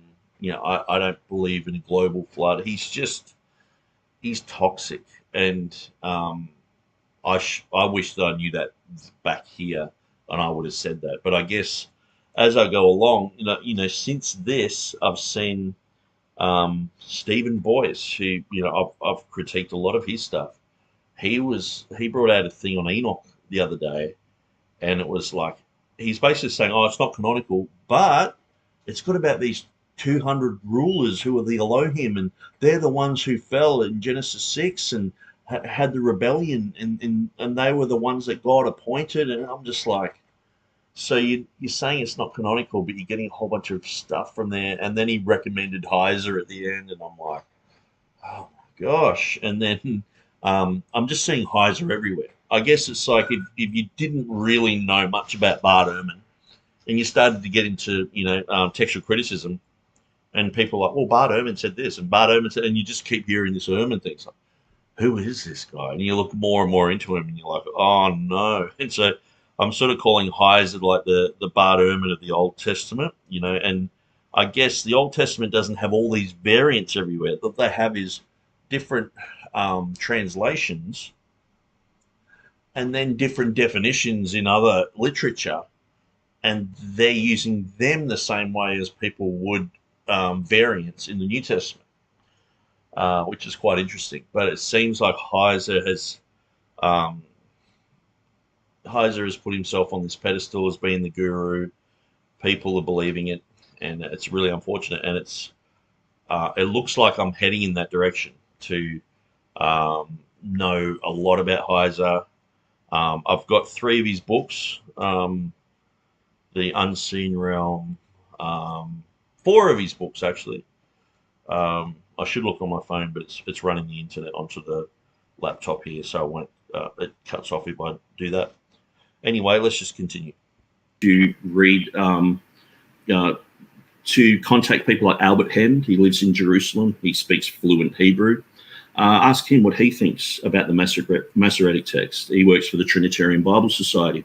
Larry Brigden, he speaks, he's a scholar in Latin and Greek for the Trinitarian Bible Society as well.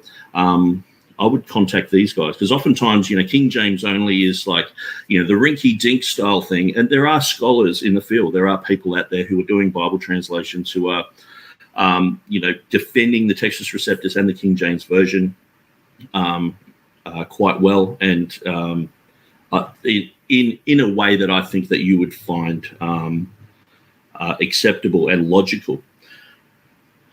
When it comes to the heavens, there's a contextual definition. Okay, so yeah, that whole thing was, Rob's coming across as an intellectual and all the rest of it. The more I listen to his stuff, the more I realize that he is just basically, he has a secular mindset. He's totally convinced that everything to be legitimate has to be peer reviewed. He's basically an evolutionist. He doesn't really believe in hell because he believes everyone's going to be saved. What do they call that? A universalist. And then he's writing the Heiser. They're redefining everything. They're reading into the Old Testament a whole bunch of rubbish. It's the Ugaritic, it's the Dead Sea Scrolls, it's the Targums, it's all that. And it's like, it's very messy.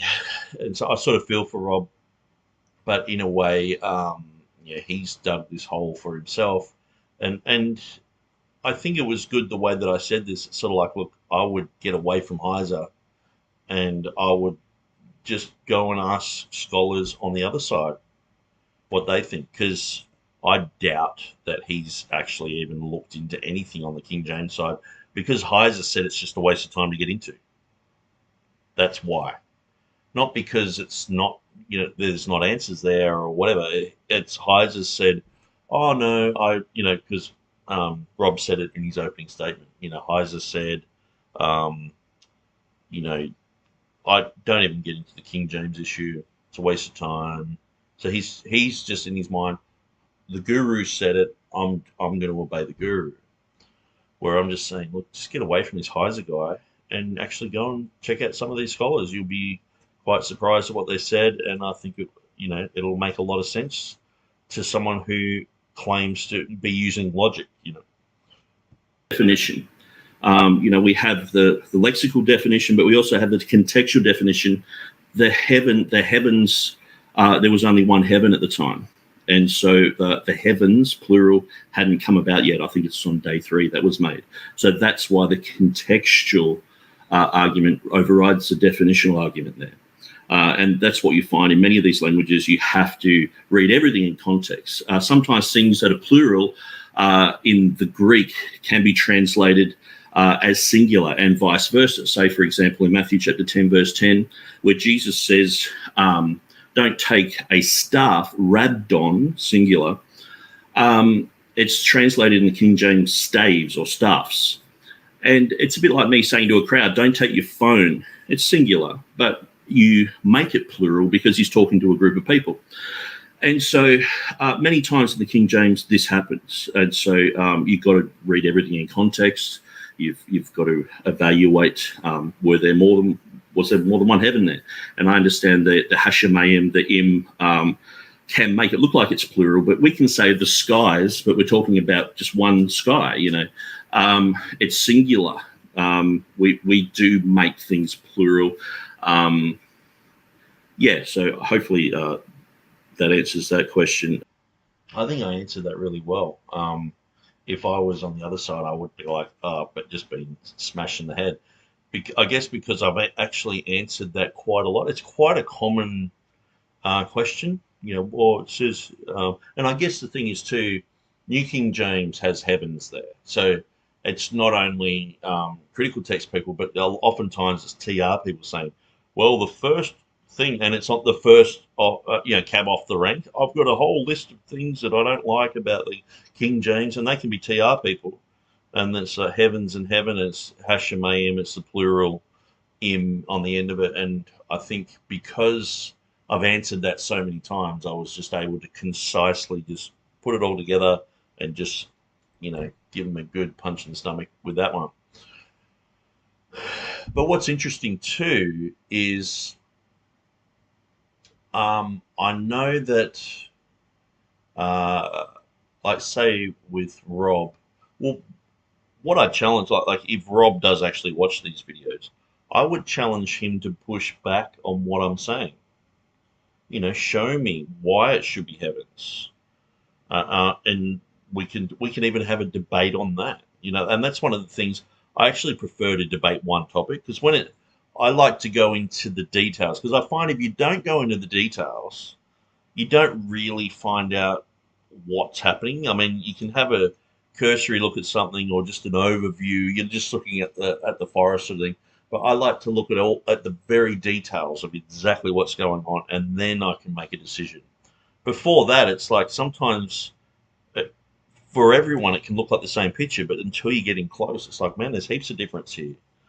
And that's why, when it's quite exhausting doing studies, because, I'm like, okay, we'll have to start right back. Yeah, well, let's go through from Genesis to Revelation and look that word up. And let's go through from the oldest Bible right to the one that's just came out. Let's look at, and putting all that information onto a website, it can take a long time. But I find if you don't do that, yeah, sometimes it can just be there, or someone's already figured it out. That's the best. It's like, oh, this guy figured it out, and you just, use their argument. But and I would challenge Rob to debate on any one of these issues that he brought up, or any one that I brought up. That'd be a good debate. Is it the heaven or heavens, or maybe not a full debate just on that. Maybe there could be 3 or 4 verses that we talk about, and we could go, okay, let's debate about this one, then the next one, and I would find that more pleasing than just an overview. But I've got to do the overview thing, because if you want to be an expert on something, you've got to be the jack of all trades, a master of one. So it's the whole thing of knowing the whole overview of everything, and that includes the Old Testament. And that includes the extra biblical documents. And it's like, there's just so much to get into. So much to get into in so little time.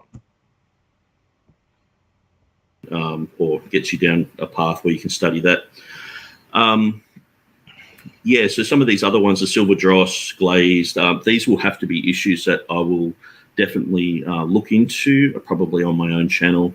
I'll make videos on these and I'll answer these hopefully, because yeah, as I said, there's thousands and thousands of verses and issues that are involved here, and I've noticed that Michael Heiser, he brings up some things that are sort of news to me. They're not really popular arguments that Bart Ehrman and Dan Wallace and James White are talking about, and so what else do I want to say here? I would just encourage you to, this is a King James debate. The King James has certain things about it, like the word Easter in the King James. I've written a lot about that. Answers in Genesis actually used my material on that.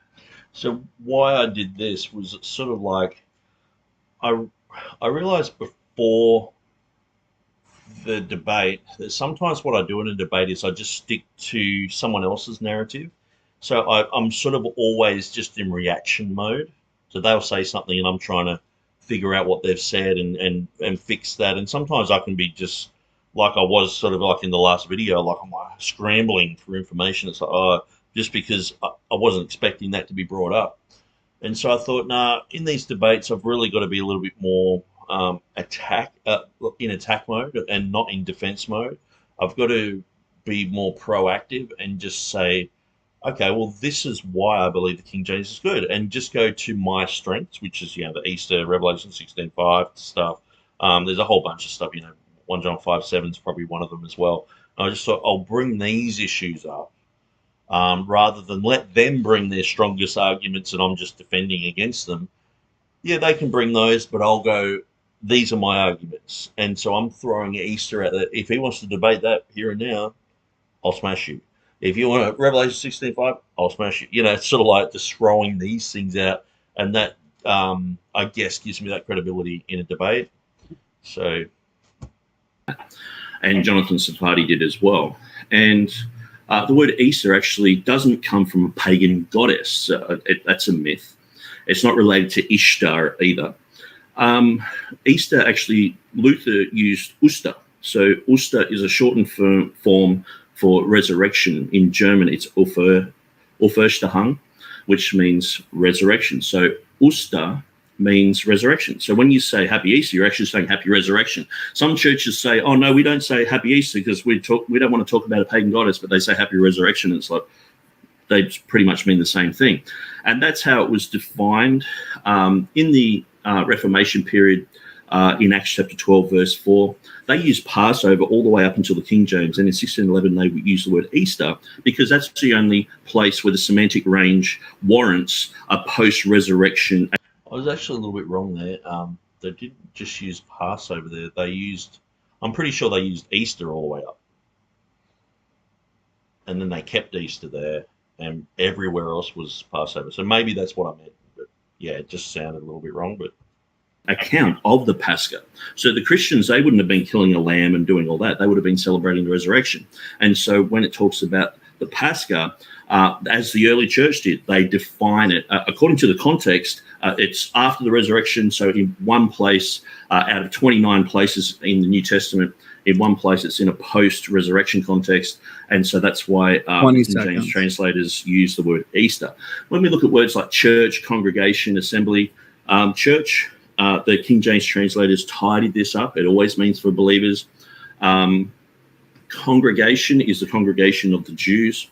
Assembly is a mix. And so these words, in the Greek, they're all ecclesia, but they represent it very accurately who they're talking about because of the context. And so, there is a lot of benefit to reading the King James, studying the King James, and also seeing the original languages brought out with a lot of color in the English language. Okay, I appreciate that 10-minute rebuttal. Nick, just a few seconds over time, and we will be generous with Rob as well, of course. I don't want to interrupt you guys mid-sentence, so take a few seconds over if you have to. So fantastic debate so far. We're going to hand it over to Rob. Rob, the floor is yours when you are ready, my good man. Okay, so at the 50-minute mark, and so it's good. We're getting through this. And so I'm going to close it down. I'll just see if there's anyone watching live here. Okay, so we've got a few questions, a few statements. Be Separate says, confutation of the King James only controversy. Yeah, that's what we want to do. We want to smash. It would be great to be able to go through all the literature to do with the King James issue, like even Carson's book, even just a lot of articles. Imagine just having a good refutation of, James White's first book, second book, Mark Ward's book, anything else that's come out on the topic, just so there's just always an answer there. So anyone who buys the book, it's like, oh, have you heard there's a book against this? And so they go out and buy that one. Dwayne Green YouTube channel just had Peter Van Cleek on to talk about the Witch TR. They had a good discussion. Yeah, I really enjoyed that. And obviously Peter Van Cleek is of the same cloth as Taylor DeSoto, Jeff Riddle, and so these guys are Reformed Calvinists. And I think the whole concept of the Westminster Confession of Faith, Second London Baptist Confession, with the Word of God has been kept pure in all ages, which I subscribe to as well, even though there's other bits in the confession that I don't subscribe to. I mean, I don't know. Most people don't believe in infant baptism from their groups, and so they also would cherry pick a few things here and there. But when it comes to the description of the Word of God, to me it makes sense. I know that Peter Gurry and James Snap, these guys tend to make much ado about how Jeff Riddle defines, the Word of God kept pure in all ages. They're like, well, what about the manuscript variants? That's not kept pure, and it's like you're not getting it, and so I guess I sort of stay out of that debate. It's sort of like one that Jeff's having with them, and Taylor DeSoto's offering commentary on it. But yeah, I'm actually enjoying Dwayne Green's material on that. He's been contacting me about Easter recently, so I saw that he made a note on his YouTube that the next video is going to be about Easter. But he said he sort of comes to the same conclusion. So to me, he probably will land on what Brian Ross says, that Easter was just sort of like a word that means both Passover and Easter. So to me, that's sort of like, the full Easter study. That's sort of like going about halfway. There's just so much, and there's a lot of stuff I haven't even gone into with Easter. Like the early church, the Greek church, they had the Easter controversy. So there's so much written about Easter. They used the word Pascha for Easter. They used the word Pascha for Passover. To me, that's a no-brainer that they got that from Scripture, that it means both. And in a sense where the context formulates the difference. So when you get to 1611, obviously, you got Passover being formulated by Tyndale, and you got the word Easter was already there and already well used and everything. But then when you get to the King James, it's gotten to the point where even in the prefatory material of the King James, when they have the chart to find Easter forever, it's not finding the Passover forever. Easter is the resurrection celebration. They're not clouding the two. They're not using the two interchangeably. And in English usage, it's gotten to the point where they're not doing that. There might be a few smatterings here and there, but it's sort of gotten to the point where our society is like, okay, Passover is a Jewish thing, Easter is a Christian thing. And so when they do a translation, they're going to reflect the common usage of people. What do they think Easter is? They think it's a celebration that we celebrate the resurrection of Christ. Okay, that's where we're going to use it. So these are things that I haven't even really gone much into, but it's like, but yeah, I do see, and I would love to, maybe I should actually challenge Brian Ross to a debate on that. that would be an interesting debate. It wouldn't be long, but it would just be because we basically agree, with the vast majority of things. And so Dwayne Green, I think he probably will go the same way as Brian Ross on that. So Hudson Titty 777 said YouTube video. The word for all time, is the King James Bible really so special? Okay. A question was asked why Shakespeare was not part of the translation team for the King James Bible. Okay, so I guess Hudson, you're talking about that video, well, like for us to watch it, and you're saying in that video they were asked, why wasn't Shakespeare on the translation committee? I guess because he's not a Christian, or I shouldn't say. I don't know that much about Shakespeare. I know about his literature, but him personally, perhaps he wasn't a Christian, or he's definitely not a a religious scholar in a sense. Ralph Williams and Peter McLeod answer to the question was amazing. Okay, so that looks like it's worth a watch. The word for all time. So I might just grab that and I might even search for it right now. There it is. Okay, so let's continue. So Stephen Hayes says Ugaritic is a minor ancient language that has been dead for at least 3 millennia, whereas Hebrew has been continuously spoken to the present. And that's a good point. Ugaritic, it might have similarities, but it's also the way that things are brought across. We know with the literature of Nostradamus, because it was written in Latin, anything that even seemed like even a homophone or a phonetic structure that seemed similar to an English word was considered a way to translate. So, say the river near Nostradamus's house was called the Neapold, I think it was, and it's like, oh, see, he's predicting Napoleon. It's like it's got nothing to do with it. It's just phonetically similar. It's as dumb as the Easter type of thing. It's a nothing, and so we know that happens. And I guess if you're a scholar, you want to source things up to get people to read your stuff, and this seems like what Heise has done. And I guess these Ugaritic scholars, it's like, okay, here's a language it's been dead for ages, and it doesn't really mean much to anyone anymore, and it's probably never going to. It's like, no, guys, we've discovered this. Let's spice this up. Yeah, let's come on. Surely we can prove the Bible wrong with this language. We can do this and that, and it's just,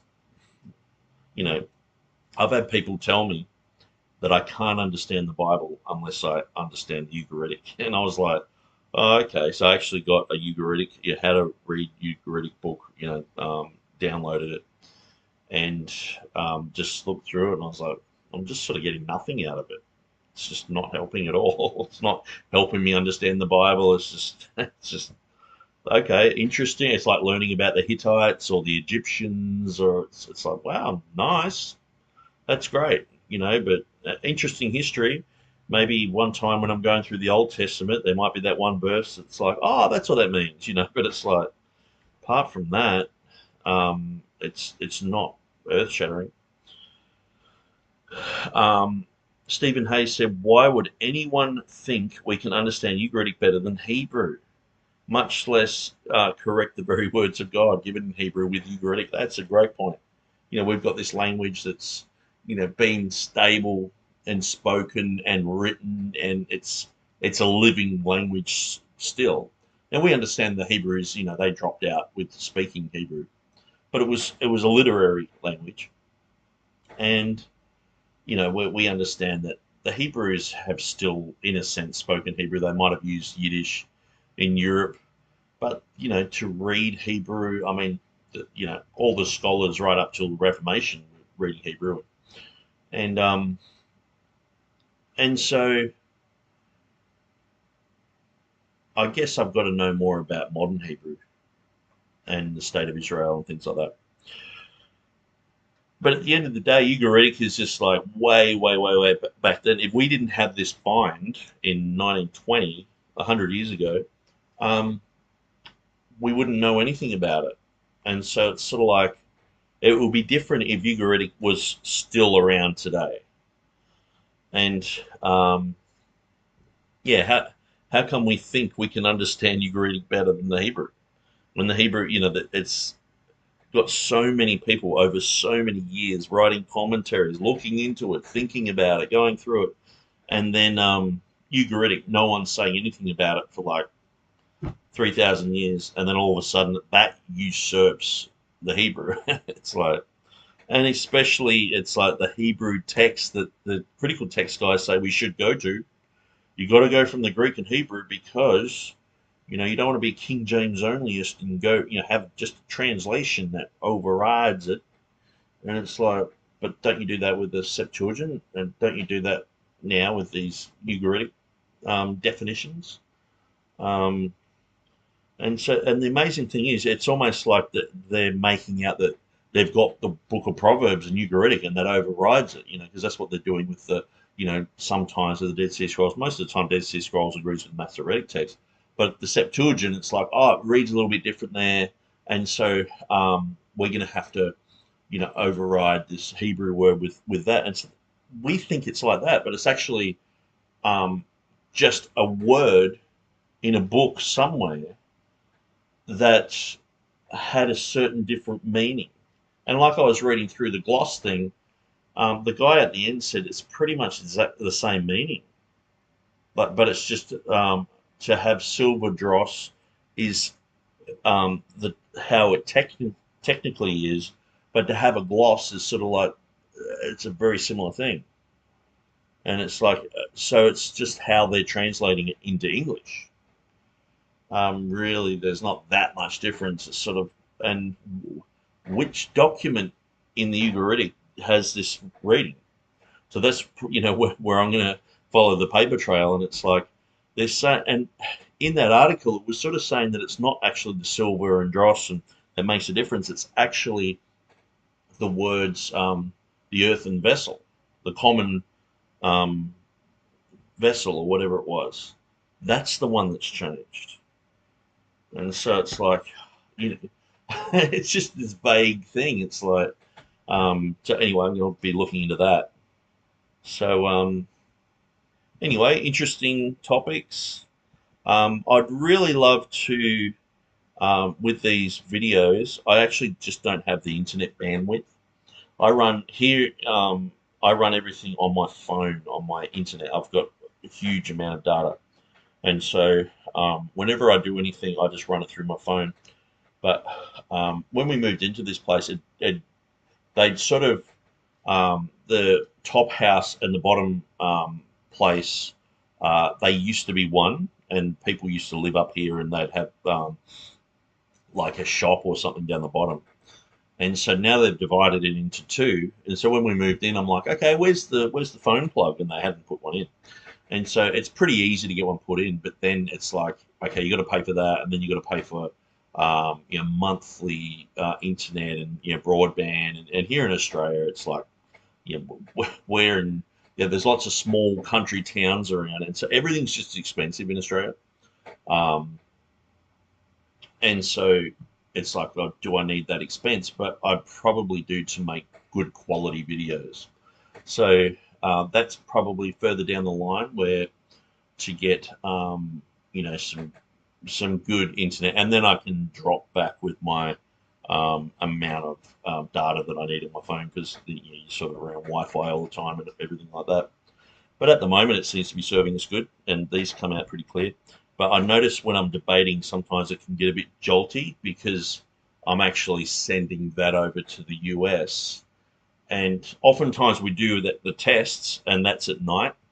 And then come in the middle of the day, like now, and it's like I'm doing a debate or whatever, and there's 5,000 people who are watching stuff on a Saturday morning, and they're going through their phones, and they've got time to do it. And and the internet in the area is getting slower, So, but we have NBN here, which is National Broadcasting Broadband, network, and that's lightning fast, so that's fiber optic, a bit like the city. So I think once I get that, that'll be a step up, and then what I'll start doing is having these types of videos, but we can say pick a topic or even invite a guest and chat. So say like even watching what Rob does, he has he'll have someone like Michael Heiser on. He'll chat to him. There'll be other people who are just in the chat, and they'll get to ask questions and take turns and things like that. And sometimes they'll watch something and they'll all just comment on it. And I think that'll be pretty cool. It'd be great to have a few different minds in the chat and just have a topic, have a bit of direction, but sort of let it go wherever it goes. I think that'll be really cool. And StreamYard seems to be the way to go. I looked at it when Donnie invited me to do this recent debate. I looked at StreamYard and I was like, man, this is really good. And so I see that's what the Stephen Boyce crew are doing with Explain International. They're using StreamYard and a whole bunch of other guys, and it's all free. It's free stuff. Oh, actually, it's no StreamYard. I think it's free for a little bit, and then you got to pay for it. But it's like, it's worth it. So that'll be great too, because then I can host my own debates, and I know that having discussions and having debates, it's something that we just really need to do. And like say when you look at Donnie's doing young Earth creationism stuff nearly every day, just constantly just banging at it. And I look at some of the stuff that we've discussed, like even the whole concept of Sinaiticus being a forgery or not. This is just one issue. Now, it's sort of, some people are like, oh, I'm not sure. Some people are like, no, it definitely is. Some people are like, no, but it isn't. And it's like I'm sort of in the middle going, look, I just don't know enough about it yet. I'm still thinking about it, still open to things.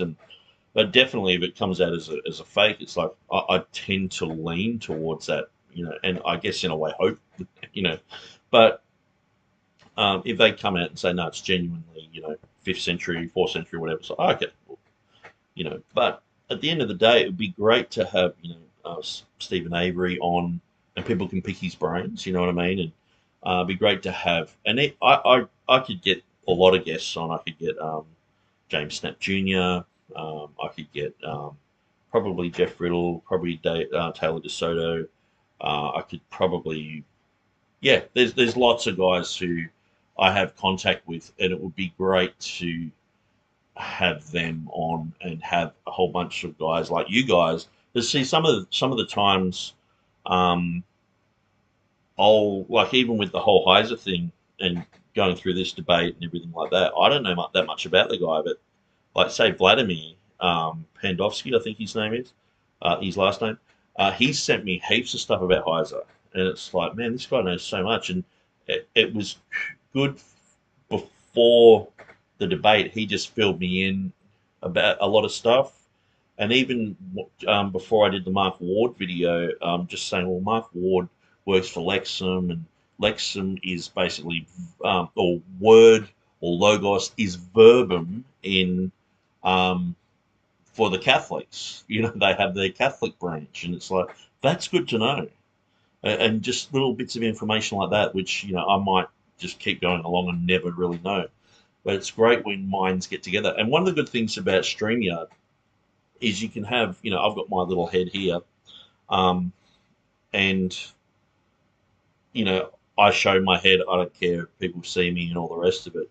But if people don't want to be seen or want to be known, they can, just put a little symbol there or something like that, and that they don't have to have the live camera and all the rest of it. But at least it's still a voice, and so it just makes it more interactive. So anyway, I'm going to bail, guys. So thanks for listening. It's been nearly 3.5 hours. So, okay. God bless you guys. Thanks for watching. and we'll see you later.